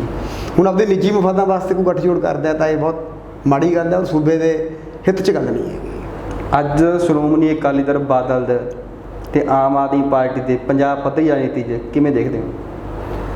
ਨਹੀਂ, ਮੇਰੇ ਨਾਲੋਂ ਵੱਧ ਤੁਸੀਂ ਜਾਣਕਾਰ ਹੋ, ਤੁਸੀਂ ਆਪ ਫੀਲਡ 'ਚ ਬਹੁਤ ਜ਼ਿਆਦਾ ਰਹਿੰਦੇ ਹੋ ਜੀ। ਦੋਨੇ ਪਾਰਟੀਆਂ ਦਾ ਪੰਜਾਬ ਦੇ ਲੋਕਾਂ ਦੇ ਮਨਾਂ ਦੇ ਵਿੱਚ ਕੋਈ ਮੈਂ ਸਮਝਦਾ ਵਜੂਦ ਹੀ ਨਹੀਂ ਜੀ। ਕਾਂਗਰਸ ਪਾਰਟੀ ਨੂੰ ਪਹਿਲਾਂ ਵੀ ਆਮ ਆਦਮੀ ਪਾਰਟੀ ਕਹਿ ਰਹੀ ਸੀ ਇਸ ਵਾਰ 100 ਸੀਟਾਂ ਜੀ, 100 ਸੀਟਾਂ, ਕੇਜਰੀਵਾਲ 100 ਸੀਟਾਂ ਜੀ, ਪਰ ਸੀਟਾਂ ਦੇ ਕੋਲ 22 ਦੀ ਰਹਿ ਗਈ ਸੀ ਜੀ। ਔਰ ਸੂਬੇ ਦੇ ਲੋਕਾਂ ਨੇ ਕਾਂਗਰਸ 'ਚ ਵਿਸ਼ਵਾਸ ਕੀਤਾ ਜੀ। ਔਰ 85 ਸੰਪੂਰਨ ਬਹੁਮਤ 2/3 ਕਾਂਗਰਸ ਨੂੰ ਦਿੱਤਾ, ਤਕਰੀਬਨ 85 ਸੀਟਾਂ ਦੇ ਜਿਹੜੇ ਕਾਂਗਰਸ ਲੈ ਕੇ ਗਈ, ਜੋ ਲੋਕਾਂ ਦਾ ਬਹੁਤ ਵੱਡਾ ਫਤਵਾ ਸੀ। ਔਰ ਆਉਣ ਵਾਲੇ 8 ਮਹੀਨਿਆਂ ਬਾਅਦ ਚੋਣਾਂ ਹੋ ਰਹੀਆਂ ਨੇ ਔਰ ਸਾਨੂੰ ਉਮੀਦ ਹੈ ਕਿ ਲੋਕ ਫਿਰ ਉਹੀ ਫਤਵਾ ਦੁਬਾਰਾ ਉਸ ਤੋਂ ਵੱਧ ਕੇ ਕਾਂਗਰਸ ਪਾਰਟੀ ਨੂੰ ਦੇਣਗੇ ਔਰ ਸੂਬੇ 'ਚ ਫਿਰ ਕਾਂਗਰਸ ਦੀ ਸਰਕਾਰ ਬਣੇਗੀ। ਕੁਲਵੰਤ ਸਿੰਘਲਾ ਦੀ ਜ਼ਿਆਦਾ ਜਿਹੜੀ ਨੈਸ਼ਨਲ ਲੈਵਲ ਦੀ ਹਾਈ ਕਮਾਨ ਹੈ, ਜਿਹੜੀ ਪੰਜਾਬ ਪੱਧਰੀ ਰਾਜਨੀਤੀ ਨਾਲੋਂ ਜ਼ਿਆਦਾ ਉੱਥੇ ਇੰਟਰਸਟ ਜ਼ਿਆਦਾ ਹੈ, ਕਾਰਨ? ਨਹੀਂ, ਦੇਖੋ ਮੈਂ ਇੱਕ ਪਾਰਟੀ ਦਾ ਸਿਪਾਹੀ ਹਾਂ, ਮੇਰੀ ਜਿੱਥੇ ਵੀ ਡਿਊਟੀ ਲੱਗਦੀ ਹੈ ਉੱਥੇ ਮੈਂ ਪੂਰੀ ਤਨਦੇਹੀ ਨਾਲ ਪੂਰਾ ਟਾਈਮ ਦੇ ਕੇ ਨਿਭਾਉਣਾ। 2007 ਤੋਂ ਪਹਿਲਾ ਕੈਂਪ ਸਾਡਾ ਆਂਧਰਾ ਪ੍ਰਦੇਸ਼ ਦੇ ਹੈਦਰਾਬਾਦ 'ਚ ਲੱਗਿਆ ਸੀ ਜੀ, ਜਿਹਦੇ ਵਿੱਚ ਸਾਨੂੰ RTI ਤੇ ਮਨਰੇਗਾ ਵਾਸਤੇ ਲੋਕਾਂ ਦੇ ਜਾ ਕੇ ਸੇਵਾ ਕਰਨ ਵਾਸਤੇ ਉਹਨਾਂ ਨੇ ਟ੍ਰੇਨਿੰਗ ਦਿੱਤੀ ਸੀ। ਪੂਰੇ ਹਿੰਦੁਸਤਾਨ ਤੋਂ ਅਸੀਂ 3500 ਨੌਜਵਾਨ ਉੱਥੇ ਪਹੁੰਚੇ ਜੀ ਤੇ ਤਕਰੀਬਨ ਇੱਕ ਹਫ਼ਤਾ ਸਾਡਾ ਟ੍ਰੇਨਿੰਗ ਕੈਂਪ ਲੱਗਿਆ। ਰਾਹੁਲ ਜੀ ਉਸ ਕੈਂਪ 'ਚ ਰਹੇ ਸਾਡੇ ਨਾਲ ਜੀ। ਤੇ ਉਸ ਤੋਂ ਬਾਅਦ 'ਚ ਰਾਹੁਲ ਜੀ ਨੇ ਇੱਕ ਬਹੁਤ ਵੱਡਾ ਪਾਰਟੀ 'ਚ ਕ੍ਰਾਂਤੀਕਾਰੀ ਕਦਮ ਚੁੱਕਿਆ ਕਿ ਨੌਜਵਾਨਾਂ ਨੂੰ ਰਾਜਨੀਤੀ 'ਚ ਲਿਆਉਣ ਵਾਸਤੇ ਜੀ ਚੋਣਾਂ ਕਰਵਾਈਆਂ ਜਾਣ ਸੰਗਠਨ ਦੇ ਅੰਦਰ ਜੀ। ਮੈਂ ਕਹਿੰਦਾ ਕਿ ਬਹੁਤ ਵੱਡਾ ਫੈਸਲਾ ਸੀ ਇਹ। ਕੋਈ ਵੀ ਰਾਜਨੀਤਿਕ ਪਾਰਟੀ ਨੇ ਅੱਜ ਤੱਕ ਹਿੰਮਤ ਨਹੀਂ ਕੀਤੀ ਵੀ ਆਪਦੇ ਸੰਗਠਨ ਦੇ ਵਿੱਚ ਚੋਣਾਂ ਕਰਾਈਆਂ ਜਾਣ ਜੀ। ਔਰ ਰਾਹੁਲ ਜੀ ਨੇ ਉਸ ਚੋਣਾਂ ਨੂੰ ਸ਼ੁਰੂਆਤ ਕੀਤੀ ਜੀ। ਔਰ ਮੈਨੂੰ ਉਹ ਚੋਣਾਂ ਕਰਵਾਉਣ ਦੀ ਤਕਰੀਬਨ 28 ਸੂਬਿਆਂ ਦੇ ਵਿੱਚ ਮੈਂ ਤਕਰੀਬਨ 20 ਸੂਬਿਆਂ ਦੇ ਵਿੱਚ ਜਾ ਕੇ ਜੀ ਪਾਰਟੀ ਦਾ ਪ੍ਰੋਗਰਾਮ ਲੈ ਕੇ ਗਿਆ ਜੀ। ਕਈ ਕੋਆਰਡੀਨੇਟਰ ਵੀ ਲਾਇਆ ਸੀ, ਕਈ ਇਲੈਕਸ਼ਨਾਂ ਦੇ ਵਿੱਚ ਵੀ ਡਿਊਟੀਆਂ ਲੱਗੀਆਂ, ਹਿਮਾਚਲ, ਰਾਜਸਥਾਨ, ਹਰਿਆਣਾ, ਆਂਧਰਾ ਪ੍ਰਦੇਸ਼, ਝਾਰਖੰਡ, ਛੱਤੀਸਗੜ੍ਹ। ਮੈਂ ਤਕਰੀਬਨ 20 ਸੂਬਿਆਂ 'ਚ ਪਾਰਟੀ ਨੇ ਜਿੱਥੇ ਮੇਰੀ ਡਿਊਟੀ ਲਗਾਈ ਹੈ ਮੈਂ ਆਪਣੇ ਬੱਚਿਆਂ ਨੂੰ, ਪਰਿਵਾਰ ਨੂੰ ਛੱਡ ਕੇ ਪਾਰਟੀ ਨੂੰ ਪਹਿਲ ਦੇ ਕੇ ਉੱਥੇ ਕੰਮ ਕੀਤਾ। ਔਰ ਮੇਰੀ ਬੇਟੀ, ਜਿਹੜੀ ਵੱਡੀ ਬੇਟੀ ਮੇਰੀ, ਜਦੋਂ ਮੈਂ ਜਾਣ ਲੱਗਿਆ ਤਾਂ ਉਹ ਤਕਰੀਬਨ ਸਾਲ 1.5 ਸਾਲ ਦੀ ਸੀ ਜੀ। ਤੇ ਤੁਸੀਂ ਲਾ ਲਓ ਵੀ ਮੈਂ 6 ਮਹੀਨੇ 8 ਮਹੀਨੇ ਵੀ ਆਪਣੀ ਬੇਟੀ ਨੂੰ ਵੀ ਨਹੀਂ ਚੱਕਿਆ ਸੀ ਗੋਦੀ ਕਦੇ। ਤਾਂ ਮੈਂ ਪਾਰਟੀ ਦੀ ਜੋ ਮੈਨੂੰ ਜ਼ਿੰਮੇਵਾਰੀ ਮਿਲੀ ਹੈ ਮੈਂ ਸਾਰਾ ਕੁਝ ਛੱਡ ਕੇ ਉਹ ਨਿਭਾਈ ਹੈ। ਤੇ ਉਦੋਂ ਕੋਈ WhatsApp Facebook ਦਾ ਵੀ ਨਹੀਂ ਹੁੰਦਾ ਸੀ, ਤਾਂ ਬੱਚਾ ਵਿਚਾਰਾ ਬੋਲ ਵੀ ਨਹੀਂ ਸਕਦਾ ਸੀ। ਕਈ ਵਾਰੀ ਰਾਤ ਨੂੰ ਵੀ ਪਏ ਬਹੁਤ ਟੈਨਸ਼ਨ ਸੋਚਦੇ ਸੀ ਵੀ ਯਾਰ ਪਰਿਵਾਰ ਨੂੰ ਛੱਡ ਕੇ ਮੈਂ ਪਾਰਟੀ ਵਾਸਤੇ ਸ਼ਾਇਦ ਮੈਨੂੰ ਜਨਮ ਮਿਲਿਆ ਤਾਂ ਮੈਂ ਉਹ ਪਾਰਟੀ ਦੀ ਸੇਵਾ ਕਰਨ 'ਚ ਕਦੇ ਪਿੱਛੇ ਨਹੀਂ ਹਟਿਆ। ਮੈਂ ਸੋਚਦਾ ਉਹੀ ਸੋਚ ਕੇ ਸ਼ਾਇਦ ਮੈਨੂੰ ਹਾਈ ਕਮਾਨ ਵੱਲੋਂ ਵੱਖ-ਵੱਖ ਸੂਬਿਆਂ 'ਚ ਜ਼ਿੰਮੇਵਾਰੀ ਮਿਲੀ ਹੈ ਔਰ ਮੈਂ ਨਿਭਾਈ ਹੈ, ਅੱਗੇ ਵੀ ਨਿਭਾਉਂਦਾ ਰਹੂੰਗਾ। ਕਰੋਨਾ ਦੀ ਬਿਮਾਰੀ ਤੋਂ ਅਸੀਂ ਪੂਰੇ ਦੇਸ਼ਾਂ ਵਿਦੇਸ਼ਾਂ ਦੇ ਲੋਕਾਂ ਦੀ ਜਿਹੜੀ ਬਹੁਤ ਖਮਿਆਜਾ ਭੁਗਤ ਵੀ ਰਹੇ, ਪਰ ਲੋਕਾਂ ਦੇ ਵਿੱਚ ਇਹ ਚਰਚਾ ਆਮ ਚੱਲਦੀ ਹੈ, ਕਹਿੰਦੇ ਵੀ ਹੁਣ ਚੋਣਾਂ ਆਉਣਗੀਆਂ 2022 ਦੇ ਵਿੱਚ, ਬਸ ਇਹ ਕਹਿੰਦੇ ਅਗਸਤ ਸਤੰਬਰ 'ਚ ਚਲਾ ਜਾਊਗਾ। ਨਹੀਂ, ਕਰੋਨਾ ਦੀ ਜੋ ਸੰਕਟ ਮਹਾਮਾਰੀ ਪੂਰੀ ਦੁਨੀਆ 'ਚ ਫੈਲੀ ਹੈ, ਕੌਣ ਕੀ ਕਹਿੰਦਾ ਹੈ ਇਹ ਨਹੀਂ ਆਪਾਂ ਰੋਕ ਸਕਦੇ, ਪਰੰਤੂ ਤੁਸੀਂ ਜਿੰਨਾ ਘਰਾਂ ਦੇ ਚਿਰਾਗ ਬੁਝ ਗਏ ਕਰੋਨਾ ਕਰਕੇ, ਮੇਰੇ ਵੀ ਸਹੁਰਾ ਸਾਹਿਬ ਦੀ ਡੈਥ ਹੋਈ ਹੈ ਔਰ ਮੈਨੂੰ ਵੀ, ਮੇਰੀ ਮਿਸਿਸ ਦੋਵੇਂ ਬੇਟੀਆਂ ਨੂੰ, ਸਾਨੂੰ ਵੀ ਪਿਛਲੀ ਜੁਲਾਈ 'ਚ ਕਰੋਨਾ ਹੋ ਗਿਆ ਸੀ ਜੀ, ਠੀਕ ਹੈ। ਤੇ ਸਾਡੇ ਪਰਿਵਾਰ 'ਚ ਕਾਫੀ ਇਹਨਾਂ ਨੂੰ ਹੋਇਆ, ਜਿਨ੍ਹਾਂ ਦੇ ਘਰਾਂ 'ਚੋਂ ਭਾਗੇ ਉਹਨਾਂ ਨੂੰ ਪਤਾ ਕਰੋਨਾ ਕੀ ਚੀਜ਼ ਹੈ ਜੀ। ਕੁਝ ਲੋਕ ਤਾਂ ਹਲੇ ਵੀ ਨਾ ਮਾਸਕ, ਨਾ ਸੈਨੀਟਾਈਜ਼, ਨਾ ਸੋਸ਼ਲ ਡਿਸਟੈਂਸ, ਪੂਰੀ ਵੈਕਸੀਨ ਵੀ ਨਹੀਂ ਲਵਾ ਰਹੇ ਜੀ। ਤੇ ਮੈਂ ਤਾਂ ਤੁਹਾਡੇ ਚੈਨਲ ਦੇ ਰਾਹੀਂ ਸਭ ਨੂੰ ਬੇਨਤੀ ਕਰੂੰਗਾ ਕਿ ਇਹਦੇ ਜੋ ਨੋਰਮਸ ਨੇ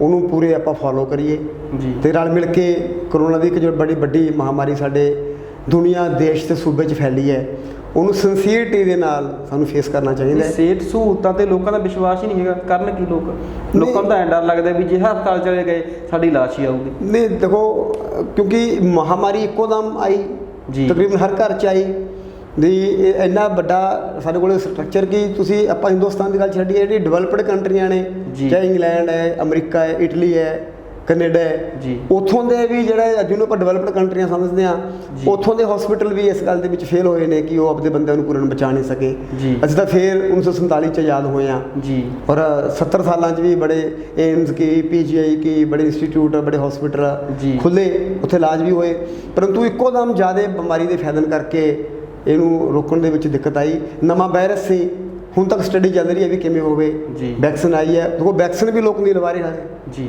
ਮੈਂ ਤਾਂ ਅਪੀਲ ਕਰੂੰਗਾ ਵੀ ਸਭ ਨੂੰ ਵੈਕਸੀਨ ਲਵਾਉਣੀ ਚਾਹੀਦੀ ਹੈ। ਮੈਂ ਦੋਨੇ ਡੋਜ਼ ਲਵਾ ਲਈਆਂ, ਜੀ। ਜੀ। ਤਕਰੀਬਨ 20 ਦਿਨ ਹੋ ਗਏ। ਬੁਢਲਾਡਾ ਵਿਧਾਨ ਸਭਾ ਹਲਕਾ 2017 ਦੇ ਵਿੱਚ ਵੀ ਰਣਜੀਤ ਕੌਰ ਭੱਟੀ ਹਾਰਦੇ ਨੇ, ਉਸ ਤੋਂ ਪਹਿਲਾਂ ਵੀ ਹਾਰਦੇ ਨੇ। 2022 ਚ ਕਿਹੜੇ ਕੈਂਡੀਡੇਟ ਨੂੰ ਤਾਰਨ ਦੀ ਲਾਈ ਬੈਠੇ ਹੋ ਜਾਂ ਕਿ ਜਿੱਤਣ ਦੀ ਸੰਭਾਵਨਾ ਹੈ? ਦੇਖੋ, ਉਮੀਦਵਾਰ ਤਾਰਨਾ ਹੁੰਦਾ ਹੈ ਪਾਰਟੀ ਹਾਈ ਕਮਾਨ ਨੇ, ਜੀ। ਸਕਰੀਨਿੰਗ ਕਮੇਟੀ ਨੇ। ਜੋ ਵੀ ਉਮੀਦਵਾਰ ਪਾਰਟੀ ਦੇਊਗੀ, ਅਸੀਂ ਪਹਿਲਾਂ ਵੀ ਮਦਦ ਕੀਤੀ ਹੈ, ਹੁਣ ਵੀ ਕਰਾਂਗੇ। ਮੈਡਮ ਰਣਜੀਤ ਕੌਰ ਭੱਟੀ ਸਿਰਫ 1382 ਵੋਟਾਂ ਤੇ ਜੀ। ਹਾਰੇ ਸੀ। ਜੀ। ਵੀ ਹਾਰ ਜਿੱਤ ਤਾਂ ਖੈਰ ਹਾਰ ਜਿੱਤੀ ਹੈ, ਜੀ। ਪਰੰਤੂ 1382 ਦਾ ਕੋਈ ਬੜਾ ਵੱਡਾ ਮੈਂ ਕਹਿੰਦਾ ਮਾਰਜਨ ਜੀ। ਨਹੀਂ ਵੀ ਅਸੀਂ ਬਿਲਕੁਲ ਹਾਰ ਦੇ ਜਿੱਤ ਦੇ ਨੇੜੋਂ ਮੁੜ ਕੇ ਆਏ ਹਾਂ। ਤੇ ਇਹੀ ਜੀ ਕੋਈ ਗੱਲ ਨਹੀਂ, ਮੰਗਤਰਾਏ ਬੰਸਲ ਜੀ ਵੀ ਜਿੱਤੇ ਨੇ ਇੱਥੋਂ ਚੋਣ, ਔਰ ਸਤਪਾਲ ਜੀ ਥੋੜੀ ਵੋਟ ਤੇ 6000 ਵੋਟ ਤੇ ਹਾਰ ਗਏ ਸੀ। ਜੀ। ਮੈਂ ਕਹਿੰਦਾ ਵੀ ਸਾਡੀ ਕੋਈ ਮਿਹਨਤ 'ਚ ਕਮੀ ਹੁੰਦੀ ਹੈ ਵੀ ਜਿਹੜੀ ਇੰਨੀ ਘੱਟ ਵੋਟਾਂ 'ਤੇ ਅਸੀਂ ਹਾਰਦੇ ਹਾਂ। ਜੀ। ਔਰ ਇਸ ਵਾਰੀ ਅਸੀਂ ਪੂਰੀ ਤਕੜੇ ਹੋ ਕੇ ਮਿਹਨਤ ਕਰਾਂਗੇ। ਬੁਢਲਾਡਾ, ਬੋਹਾ, ਬਰੇਟਾ ਤਿੰਨੇ ਮਾਰਕੀਟ ਕਮੇਟੀਆਂ ਦੇ ਚੇਅਰਮੈਨ ਜੀ। ਪਿੰਡਾਂ 'ਚ ਪੂਰਾ ਕੰਮ ਕਰ ਰਹੇ ਨੇ, ਔਰ ਤਿੰਨੇ ਮਿਊਨਿਸਪੈਲਿਟੀਆਂ ਦੇ ਸਾਡੇ ਜੋ ਕੌਂਸਲਰ ਨੇ ਉਹ ਵੀ ਪੂਰਾ ਜ਼ੋਰ ਲਾਉਣਗੇ। ਰਲ ਮਿਲ ਕੇ ਸਾਰੇ ਸਰਪੰਚ ਸਾਹਿਬਾਨ ਰਲ ਕੇ ਅਸੀਂ ਚੋਣ ਲੜਾਂਗੇ ਔਰ ਜਿੱਤਾਂਗੇ। ਤੁਹਾਡਾ ਪਾਰਟੀ ਨੂੰ ਯੋਗਦਾਨ ਹੈ ਤੇ ਪਾਰਟੀ ਕਹਿੰਦੀ ਨਹੀਂ ਤੁਹਾਨੂੰ ਚੋਣ ਲੜਨ ਨੂੰ ਕਿਤੇ MLA ਤੱਕ ਦੀ? ਨਹੀਂ, ਜੋ ਦੇਖੋ ਪਾਰਟੀ ਹਾਈ ਕਮਾਨ ਜੋ ਫੈਸਲਾ ਕਰੂ ਮੰਨੂ।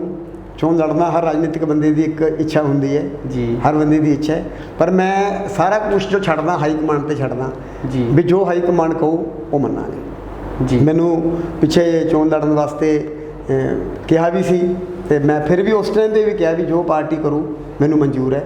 ਕਿਉਂਕਿ ਚੋਣ ਲੜਨਾ ਜਾਂ ਜਿੱਤਣਾ ਹਾਰਨਾ ਮੈਂ ਸਮਝਦਾ ਵੀ ਇਹ ਸੇਵਾ ਕਰਨ ਵਾਸਤੇ ਵੱਡੀ ਚੀਜ਼ ਨਹੀਂ। ਤੁਹਾਡਾ ਮਨੋਬਲ, ਤੁਹਾਡਾ ਮਨ, ਤੁਹਾਡੀ ਇੱਛਾ ਹੋਣੀ ਚਾਹੀਦੀ ਹੈ ਵੀ ਸਮਾਜ ਦੀ ਸੇਵਾ ਕਰਨੀ ਹੈ, ਉਹ ਆਪਾਂ ਕਿਵੇਂ ਵੀ ਕਰ ਸਕਦੇ ਹਾਂ। ਜੀ। ਸੁਖਪਾਲ ਸਿੰਘ ਖਹਿਰਾ ਆਮ ਆਦਮੀ ਪਾਰਟੀ ਤੋਂ ਬਾਗੀ ਹੋਏ, ਨਾਜਰ ਸਿੰਘ ਮਾਨਸਾ ਜੀ ਪਹਿਲਾਂ ਵੀ ਆ ਚੁੱਕੇ ਨੇ, ਤੇ ਜਿਹੜੇ ਬਾਗੀ ਹੋਏ MLA ਨੇ ਕਹਿੰਦੇ ਉਹ ਕਾਂਗਰਸ ਚਾਹ ਰਹੇ ਨੇ। ਦੇਖੋ, ਮੈਂ ਤੁਹਾਨੂੰ ਪਹਿਲਾਂ ਵੀ ਕਿਹਾ ਹੈ ਵੀ ਜੋ ਵੀ ਕਿਸੇ ਨੇ ਸ਼ਾਮਲ ਹੋਣਾ ਹੈ, ਆਉਣਾ ਹੈ, ਗੱਠਜੋੜ ਹੋਣਾ ਹੈ, ਚੋਣਾਂ ਤੋਂ ਪਹਿਲਾਂ ਹੋਣਾ ਚਾਹੀਦਾ ਹੈ, ਜੀ। ਤਾਂ ਕਿ ਲੋਕ ਉਹਨੂੰ ਦੇਖ ਕੇ ਵੋਟ ਕਰ ਸਕਣ, ਜੀ। ਔਰ ਉਹ ਸਰਕਾਰ ਉਸ ਪਾਰਟੀ ਦੀ ਬਣਾ ਸਕਣ। ਪਾਰਟੀਆਂ ਇੱਕ ਪਰਿਵਾਰ ਹੈ। ਇਕਬਾਲ ਖਹਿਰਾ ਜੀ ਪਾਰਟੀ 'ਚ ਸੀਗੇ, ਉਹ ਪਾਰਟੀ 'ਚੋਂ ਚਲੇ ਗਏ ਸੀ, ਫਿਰ ਪਾਰਟੀ 'ਚ ਆ ਗਏ। ਬਾਂਸਲ ਸਾਹਿਬ ਪਾਰਟੀ 'ਚ ਸੀ, ਚਲੇ ਗਏ, ਫਿਰ ਪਾਰਟੀ 'ਚ ਆ ਗਏ। ਪਾਰਟੀ ਪਰਿਵਾਰ ਹੈ, ਪਰਿਵਾਰ 'ਚੋਂ ਕਈ ਵਾਰੀ ਰੁੱਸ ਕੇ ਕੋਈ ਵਗ ਵੀ ਜਾਂਦਾ ਜੀ। ਹੈ, ਪਰ ਫਿਰ ਬੰਦਾ ਸਮਝ ਕੇ ਆਪਣੇ ਆਪ ਵਾਪਸ ਵੀ ਆ ਜਾਂਦਾ ਹੈ। ਜੀ। ਇਹ ਕੋਈ ਵੱਡੀ ਗੱਲ ਨਹੀਂ। ਕੈਪਟਨ ਸਰਕਾਰ ਨੇ ਬਹੁਤ ਵੱਡੇ ਵਾਅਦੇ ਕੀਤੇ ਸੀ, ਘਰ ਘਰ ਨੌਕਰੀ, ਕਰਜ਼ਾ ਮਾਫੀ, ਨਸ਼ੇ ਨੂੰ ਖਤਮ ਕਰਨ ਦਾ ਵਾਅਦਾ ਕੀਤਾ ਸੀ। ਹੋਰ ਕਿੰਨੇ ਹੀ ਵਾਅਦੇ ਸੀ ਜਿਹੜੇ ਵਿਰੋਧੀ ਪਾਰਟੀ ਇੱਥੋਂ ਤੱਕ ਕਹਿ ਦਿੰਦੀਆਂ ਨੇ ਕਿ ਸ਼੍ਰੋਮਣੀ ਅਕਾਲੀ ਦਲ ਦੇ ਰਾਜ 'ਚ ਬਹੁਤ ਵੱਡੀ ਗੁਰੂ ਗ੍ਰੰਥ ਸਾਹਿਬ ਦੀ ਬੇਅਦਬੀ ਹੋਈ ਹੈ। ਇੱਕ ਬੇਅਦਬੀ ਕਹਿੰਦੇ ਕੈਪਟਨ ਸਾਹਿਬ ਨੇ ਵੀ ਕੀਤੀ ਹੈ, ਸਹੁੰ ਖਾਧੀ ਗੁਟਕਾ ਸਾਹਿਬ ਦੀ, ਤੇ ਵਾਅਦੇ ਪੂਰੇ ਨਹੀਂ ਕੀਤੇ। ਕੀ ਕਹੋਗੇ? ਦੇਖੋ, ਚੋਣਾਂ ਜਦੋਂ ਚੋਣ ਕੋਈ ਵੀ ਪਾਰਟੀ ਲੜਨ ਆਉਂਦੀ ਹੈ ਜੀ। ਤਾਂ ਚੋਣ ਮਨੋਰਥ ਪੱਤਰ ਲੈ ਕੇ ਆਉਂਦੀ ਹੈ, ਜੀ। ਲੋਕਾਂ ਨਾਲ ਵਾਅਦਾ ਕਰਦੀ ਹੈ ਵੀ ਸਾਡੀ ਸਰਕਾਰ ਬਣੂ ਪਾਰਟੀ ਦੀ ਤਾਂ ਅਸੀਂ ਆਹ ਕੰਮ ਕਰਾਂਗੇ। ਜੀ। ਉਹ ਚੋਣ ਮਨੋਰਥ ਪੱਤਰ 'ਚ ਜੋ ਵਾਅਦੇ ਕੈਪਟਨ ਸਾਹਿਬ ਨੇ ਕੀਤੇ, ਕਾਂਗਰਸ ਪਾਰਟੀ ਨੇ ਕੀਤੇ, ਇੱਕ ਇੱਕ ਵਾਅਦੇ ਤੇ ਅਮਲ ਸ਼ੁਰੂ ਹੋਇਆ। ਜੀ। ਇੱਕ ਇੱਕ ਵਾਅਦੇ ਨੂੰ ਟੱਚ ਕੀਤਾ, ਜੀ। ਔਰ ਮੋਰ ਦੈਨ 90% ਚੋਣ ਮਨੋਰਥ ਪੱਤਰ ਦੇ ਵਾਅਦੇ ਜੀ। ਸਰਕਾਰ ਨੇ ਟੱਚ ਕੀਤੇ ਨੇ, ਔਰ ਲੋਕਾਂ ਨੂੰ ਸਹੂਲਤਾਂ ਦਿੱਤੀਆਂ ਨੇ। ਕਰਜ਼ਾ ਮਾਫੀ ਹੋਈ ਹੈ, ਲੱਖਾਂ ਪਰਿਵਾਰਾਂ ਨੂੰ ਕਰਜ਼ਾ ਮਾਫੀ ਹੋਈ ਹੈ। ਜੀ। ਮੋਬਾਈਲ ਬੱਚਿਆਂ ਨੂੰ ਦਿੱਤੇ ਨੇ, ਜੀ। +2 ਤੱਕ ਦੇ ਨੂੰ ਫਰੀ। ਠੀਕ ਹੈ। ਤੇ ਜਿਹੜੀ ਗੱਲ ਤੁਸੀਂ ਘਰ ਘਰ ਰੁਜ਼ਗਾਰ ਦੀ ਕਰਦੇ ਹੋ, ਰੁਜ਼ਗਾਰ ਕਈ ਲੱਖਾਂ ਦੀ ਗਿਣਤੀ 'ਚ ਰੁਜ਼ਗਾਰ ਨੌਜਵਾਨਾਂ ਨੂੰ ਮਿਲੇ ਨੇ, ਜੀ। ਚਾਹੇ ਉਹ ਪ੍ਰਾਈਵੇਟ ਕੰਪਨੀਆਂ 'ਚ ਹੈ, ਚਾਹੇ ਸਰਕਾਰੀ ਕੰਪਨੀਆਂ 'ਚ ਹੈ। ਜੀ। ਔਰ ਆਉਣ ਵਾਲੇ 8 ਮਹੀਨਿਆਂ ਦੇ ਵਿੱਚ ਵੀ ਬਹੁਤ ਵੱਡੇ ਪੱਧਰ ਤੇ ਹੋਰ ਸਾਡੇ ਨੌਜਵਾਨਾਂ ਨੂੰ ਰੁਜ਼ਗਾਰ ਮਿਲਣ ਜਾ ਰਹੇ ਹੈ। ਜੀ। ਜਿੰਨੇ ਵੀ ਵਾਅਦੇ ਕੈਪਟਨ ਸਾਹਿਬ ਨੇ ਕੀਤੇ, ਇੱਕ ਇੱਕ ਵਾਅਦੇ ਨੂੰ ਪੂਰਾ ਕਰਨ ਦੀ ਪੂਰੀ ਕੋਸ਼ਿਸ਼ ਕੀਤੀ ਹੈ। ਹਾਂ, ਕਈ ਵਾਰੀ ਸੂਬੇ ਦੀ ਵਿੱਤੀ ਹਾਲਤ ਇੰਨੀ ਮਾੜੀ ਹੁੰਦੀ ਹੈ ਜੀ। ਕਿ ਕੋਈ ਪਾਰਟੀ ਆਪਦੇ ਵਾਅਦਿਆਂ ਤੋਂ ਨਹੀਂ ਭੱਜਦੀ। ਜੀ। ਕਾਂਗਰਸ ਵੀ ਨਹੀਂ ਭੱਜੀ, ਕਾਂਗਰਸ ਨੇ ਪੂਰੇ ਕੀਤੇ ਨੇ। ਕਈ ਵਾਰੀ ਵਿੱਤੀ ਹਾਲਤ ਸੂਬੇ ਦੀ ਇੰਨੀ ਮਾੜੀ ਹੁੰਦੀ ਹੈ ਵੀ ਉਹਨੂੰ ਵੀ ਧਿਆਨ 'ਚ ਰੱਖਣਾ ਪੈਂਦਾ ਹੈ। ਉਹ ਸਾਰਾ ਕੁਝ ਧਿਆਨ 'ਚ ਰੱਖ ਕੇ ਹੀ ਵਾਅਦੇ ਪੂਰੇ ਕੀਤੇ ਜਾ ਰਹੇ ਨੇ। ਸਮਾਂ ਤਾਂ ਵਾਅਦੇ ਪੂਰੇ ਕਰਨ ਦਾ ਹੈ ਤੇ ਕਾਂਗਰਸ ਪਾਰਟੀ ਆਪਣੇ ਹੀ ਕਾਟੋਗਰੀ ਚੁਲਝੀ ਹੋਈ ਹੈ। ਨਵਜੋਤ ਸਿੰਘ ਸਿੱਧੂ ਦਾ ਮਸਲਾ ਲੈ ਲਓ। ਨਹੀਂ ਕੋਈ ਜਾਂ ਹੋਰ ਦੇਖੋ, ਮਸਲੇ ਹੈ? ਪਾਰਟੀ ਪਰਿਵਾਰ, ਮੈਂ ਤੁਹਾਨੂੰ ਕਿਹਾ ਪਰਿਵਾਰ ਦੇ ਵਿੱਚ ਮਤਭੇਦ ਹੋਣੇ ਸੁਭਾਵਿਕ ਹੈ। ਜੀ। ਪਰਿਵਾਰ ਦੇ ਅੰਦਰ ਹੀ ਮਤਭੇਦ ਹੁੰਦੇ ਨੇ, ਪਰਿਵਾਰ ਦੇ ਅੰਦਰ ਹੀ ਬੈਠ ਕੇ ਸੋਲਵ ਹੁੰਦੇ ਨੇ। ਜੀ। 3 ਮੈਂਬਰੀ ਸਾਡੀ ਕਮੇਟੀ ਹੈ। ਹਰੀਸ਼ ਰਾਵਤ ਜੀ ਸਾਡੇ ਪ੍ਰਭਾਰੀ ਨੇ।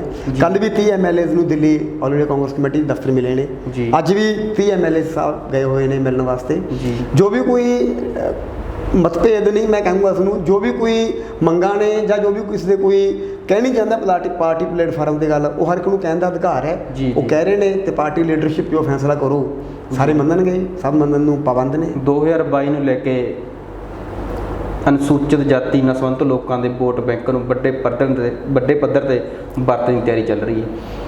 ਖਾਸ ਕਰਕੇ ਬੀਜੇਪੀ ਨੇ ਤਾਂ ਇੱਥੋਂ ਤੱਕ ਕਹਿਤਾ ਵੀ ਅਸੀਂ ਤਾਂ ਦਲਿਤ ਚਿਹਰਾ ਲੈ ਕੇ ਆਵਾਂਗੇ। ਦੇਖੋ, ਕੀ ਕਹੋਗੇ?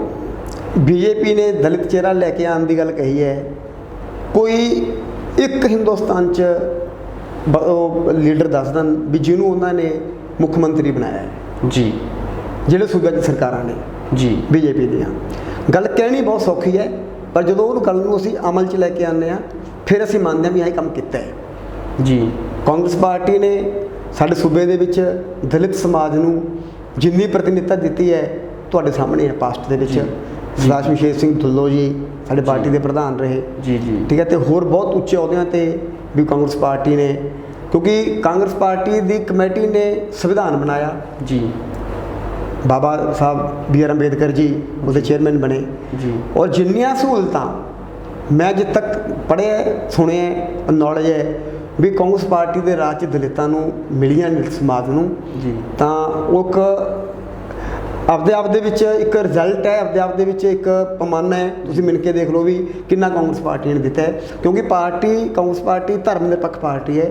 ਇਹ ਹਿੰਦੂ, ਮੁਸਲਿਮ, ਸਿੱਖ, ਈਸਾਈ ਸਭ ਨੂੰ ਨਾਲ ਲੈ ਕੇ ਚੱਲਦੀ ਹੈ। ਕੋਈ ਸਮਾਜ ਦਾ ਬੰਦਾ ਹੋਵੇ ਉਹ ਪਾਰਟੀ ਲਈ ਪਿਆਰਾ ਹੈ। ਜੀ। ਕਿਸਾਨੀ ਦਾ ਸੰਘਰਸ਼ ਸਿਖਰ ਤੇ ਹੈ। ਬੀਜੇਪੀ ਸਰਕਾਰ ਟਸ ਤੋਂ ਮਸ ਨਹੀਂ ਹੋ ਰਹੀ ਤੇ ਆਉਣ ਵਾਲੇ ਸਮੇਂ ਦੇ ਵਿੱਚ ਇਹਦਾ ਮਤਲਬ ਇਹੀ ਹੈ ਫਿਰ ਵੀ ਲੋਕ ਪਿੰਡਾਂ 'ਚ ਕਿਵੇਂ ਵੜਨ ਦੇਣਗੇ, ਚਾਹੇ ਕਿਸੇ ਪਾਰਟੀ ਦਾ ਮੈਂਬਰ ਵੀ ਹੋਵੇ। ਦੇਖੋ, ਜਿਹੜਾ ਬਹੁਤ 6 ਮਹੀਨਿਆਂ ਤੋਂ ਸਾਡਾ ਸੰਘਰਸ਼ ਚੱਲ ਰਿਹਾ ਹੈ। ਜੀ। ਸਾਡੇ ਸੂਬੇ ਦੀ ਰੀੜ੍ਹ ਦੀ ਹੱਡੀ ਕਿਸਾਨ ਹੈ। ਜੀ। ਜੀ। ਜੀ। ਜੇ ਕਿਸਾਨ ਕਾਮਯਾਬ ਹੋਊ ਤਾਂ ਵਪਾਰੀ ਕਾਮਯਾਬ ਹੋਊ, ਜੀ। ਵਪਾਰੀ ਕਾਮਯਾਬ ਹੋਊ ਤਾਂ ਮਜ਼ਦੂਰ ਕਾਮਯਾਬ ਹੋਊ। ਜੀ। ਜਦੋਂ ਸਾਡੀ ਕਿਸਾਨੀ ਦਾ ਧੁਰਾ ਹੀ ਹਿੱਲ ਗਿਆ ਤਾਂ ਮੈਂ ਸੋਚਾਂਗਾ ਸਾਡੇ ਤਾਂ ਸੂਬੇ ਦਾ ਧੁਰਾ ਹੀ ਹਿੱਲ ਜੂ। ਜੀ। ਚਾਹੇ ਪੰਜਾਬ ਹੈ ਚਾਹੇ ਹਰਿਆਣਾ ਹੈ, ਤਾਂ ਆਪਾਂ ਆਪਦੇ ਸੂਬੇ ਦੀ ਗੱਲ ਕਰਦੇ ਹਾਂ ਜੀ। ਵੀ ਇੰਨੀ ਅੜੀਅਲ ਨਹੀਂ ਹੋਣਾ ਚਾਹੀਦਾ। ਜੋ ਮੰਗਾਂ ਜੋ ਪਿੱਛੋਂ ਚੱਲਿਆ ਆ ਰਿਹਾ ਸਿਸਟਮ, ਜੀ। ਚਾਹੇ MSP ਦੇ, ਚਾਹੇ ਉਹ ਕਿਸਾਨਾਂ ਨੂੰ ਮੁਫਤ ਬਿਜਲੀ ਦੇ, ਪਾਣੀ ਦੇ, ਚਾਹੇ ਉਹਨਾਂ ਦੀ MSP ਰੇਟ ਦੇ, ਜੀ। ਮੰਡੀਕਰਨ ਦੇ, ਜੇ ਮੰਡੀਕਰਨ ਖਤਮ ਹੋ ਗਈ ਤਾਂ ਸਾਡੀ ਸੜਕਾਂ ਖਤਮ ਹੋ ਜਾਣਗੀਆਂ। ਜੀ। ਜੇ ਮੰਡੀਕਰਨ ਖਤਮ ਹੋ ਗਈ ਸਾਡੀ ਅਨਾਜ ਮੰਡੀਆਂ ਖਤਮ ਹੋ ਜਾਣਗੀਆਂ। ਜੀ। ਫਿਰ ਤਾਂ ਖੁੱਲ੍ਹੀ ਲੁੱਟ ਸ਼ੁਰੂ ਹੋ ਜੂ, ਜਿਹੜੀ ਕਿ ਸਾਡੇ ਸੂਬੇ ਦੇ ਲੋਕ ਬਰਦਾਸ਼ਤ ਨਹੀਂ ਕਰਨਗੇ। ਕਿਸਾਨਾਂ ਦੇ ਸੰਘਰਸ਼ ਦੇ ਮੈਂ ਨਾਲ ਹਾਂ। ਕਿਸਾਨਾਂ ਦੀਆਂ ਮੰਗਾਂ ਨੇ ਬਿਲਕੁਲ ਜਾਇਜ਼ ਨੇ, ਔਰ ਸਰਕਾਰ ਨੂੰ ਬਿਨਾਂ ਕਿਸੇ ਦੇਰੀ ਤੋਂ ਇਹ ਮੰਗਾਂ ਮੰਨ ਕੇ ਆਪਣੇ ਆਪ ਨੂੰ ਵੱਡਾ ਕਰਨਾ ਚਾਹੀਦਾ ਹੈ। ਜੀ। ਵੀ ਕਿਸਾਨਾਂ ਦੀਆਂ ਮੰਗਾਂ ਮੰਨ ਕੇ, ਕਿਉਂਕਿ ਕਿਸਾਨਾਂ ਦੀਆਂ ਮੰਗਾਂ ਨਹੀਂ ਹੈਗੀਆਂ, ਉਹ ਜੀ। ਪੂਰੇ ਸੂਬੇ ਦੀਆਂ, ਪੂਰੇ ਦੇਸ਼ ਦੀਆਂ ਮੰਗਾਂ ਨੇ। ਕਿਉਂਕਿ ਜੇ ਕਿਸਾਨ ਫੇਲ ਹੋਊਗਾ ਤਾਂ ਵਪਾਰੀ ਵੀ ਫੇਲ ਹੋਊ। ਸਿੱਧੇ ਕਹਿ ਸਕਦੇ ਹਾਂ ਅਸੀਂ ਉਹਦਾ ਸਾਡੇ ਚੁੱਲ੍ਹੇ ਲੜਾਈ ਹੈ। ਬਿਲਕੁਲ ਸਾਡੇ ਚੁੱਲ੍ਹੇ ਦੀ ਲੜਾਈ ਹੈ, ਔਰ ਪਰਿਵਾਰ ਦੀ ਚੁੱਲ੍ਹੇ ਦੀ ਲੜਾਈ ਹੈ। ਕਿਉਂਕਿ ਇਹ ਇਕੱਲੇ ਕਿਸਾਨ ਰੋਟੀ ਨਹੀਂ ਖਾਂਦਾ, ਰੋਟੀ ਤਾਂ ਇੱਕ ਹਰ ਧਰਮ ਦਾ, ਹਰ ਜਾਤੀ ਦਾ, ਹਰ ਮਜ਼ਹਬ ਦਾ ਬੰਦਾ ਦਾਲ ਰੋਟੀ ਸਬਜ਼ੀ ਖਾਊਗਾ। ਜੀ। ਉਹ ਆਂਦੀ ਕਿੱਥੋਂ ਹੈ? ਕਿਸਾਨ ਤੋਂ। ਜੀ। ਜੇ ਅਸੀਂ ਉਸੇ ਨੂੰ ਮਾਰਾਂਗੇ ਤਾਂ ਸਾਡੇ ਪੱਲੇ ਕੁਝ ਵੀ ਨਹੀਂ। ਜੀ। ਜਦੋਂ ਕੋਈ ਵੀ ਸਰਕਾਰ ਹੁੰਦੀ ਹੈ ਤਾਂ ਹਰੇਕ ਰਾਜ ਦੇ ਵਿੱਚ ਜੋ ਵੀ ਵਾਪਰਦਾ ਉਹਦੀ ਜ਼ਿੰਮੇਵਾਰ ਸਰਕਾਰ ਹੁੰਦੀ ਹੈ। ਬਿਲਕੁਲ ਹੁੰਦੀ ਤੇ ਪਿੱਛੇ ਜੇ ਗੁਰਮੀਤ ਰਾਮ ਰਹੀਮ ਦੀ ਲਈ ਗੁਰੂ ਘਰ ਦੇ ਵਿੱਚ ਅਰਦਾਸ ਹੁੰਦੀ ਹੈ ਤੇ ਉੱਥੋਂ ਚੋਣਾਂ ਆਉਂਦੀਆਂ ਨੇਗੀਆਂ, ਇਹ ਨਹੀਂ ਲੱਗਦਾ ਵੀ ਹਾਲਾਤ ਮਾੜੇ ਨਾ ਹੋ ਜਾਣ ਕਿਤੇ? ਦੇਖੋ, ਮੈਂ ਕਹਿੰਦਾ ਵੀ ਰਾਜਨੀਤੀ ਦੇ ਵਿੱਚ ਧਰਮ ਨੂੰ ਇੰਟਰ ਨਹੀਂ ਕਰਨਾ ਚਾਹੀਦਾ। ਜੀ। ਧਰਮ ਸਾਡੀ ਸ਼ਰਧਾ ਹੈ, ਜੀ। ਧਰਮ ਸਾਡਾ ਸਤਿਕਾਰ ਹੈ। ਉਹ ਕੋਈ ਵੀ ਬੰਦਾ ਕੋਈ ਵੀ ਧਰਮ ਮੰਨ ਸਕਦਾ ਹੈ। ਜੀ। ਜਿਵੇਂ ਕੋਈ ਬੰਦਾ ਪਾਰਟੀ ਨੂੰ ਮੰਨ ਸਕਦਾ ਹੈ, ਧਰਮ ਵੀ ਜਿਹੜਾ ਮਰਜ਼ੀ ਮੰਨ ਸਕਦੇ ਹਾਂ। ਜੀ। ਪਰ ਜਦੋਂ ਧਰਮ ਤੇ ਰਾਜਨੀਤੀ ਦਾ ਸੁਮੇਲ ਹੁੰਦਾ ਹੈ ਤਾਂ ਉਹ ਸੂਬੇ ਤੇ ਦੇਸ਼ ਵਾਸਤੇ ਘਾਤਕ ਹੁੰਦਾ ਹੈ। ਜੀ। ਧਰਮ ਨੂੰ ਅਲੱਗ ਰੱਖਣਾ ਚਾਹੀਦਾ ਹੈ, ਰਾਜਨੀਤੀ ਨੂੰ ਅਲੱਗ ਰੱਖਣਾ ਚਾਹੀਦਾ ਹੈ। ਜੀ। ਹਾਂਜੀ ਦੋਸਤੋ, ਕੁਲਵੰਤ ਸਿੰਗਲਾ ਜੀ ਨਾਲ ਕੀਤੀਆਂ ਇਹ ਗੱਲਾਂ ਤੁਹਾਨੂੰ ਪਸੰਦ ਆਈਆਂ ਹੋਣਗੀਆਂ। ਸੋ ਤੁਹਾਡੇ ਹੀ ਸਵਾਲ ਅਸੀਂ ਇਹਨਾਂ ਤੱਕ ਲੈ ਕੇ ਆਏ। ਅੱਗੇ ਕੋਸ਼ਿਸ਼ ਕਰਾਂਗੇ ਕਿ ਹਰ ਪਾਰਟੀ ਦਾ ਰਾਜਨੀਤਿਕ ਲੀਡਰ ਸਾਡੇ ਸਾਹਮਣੇ ਬੈਠਾ ਹੋਵੇ ਤੇ ਅਸੀਂ ਤੁਹਾਡੇ ਦਿਲਾਂ ਵਿੱਚ, ਤੁਹਾਡੇ ਜ਼ਿਹਨ ਵਿੱਚ ਵੱਸਦੇ ਸਵਾਲ ਇਹਨਾਂ ਤੱਕ ਲੈ ਕੇ ਆਈਏ। ਸੋ ਬਣੇ ਰਹੋ ਸਿਰਲੇਖ ਦੇ ਨਾਲ। ਸ਼ੁਕਰੀਆ।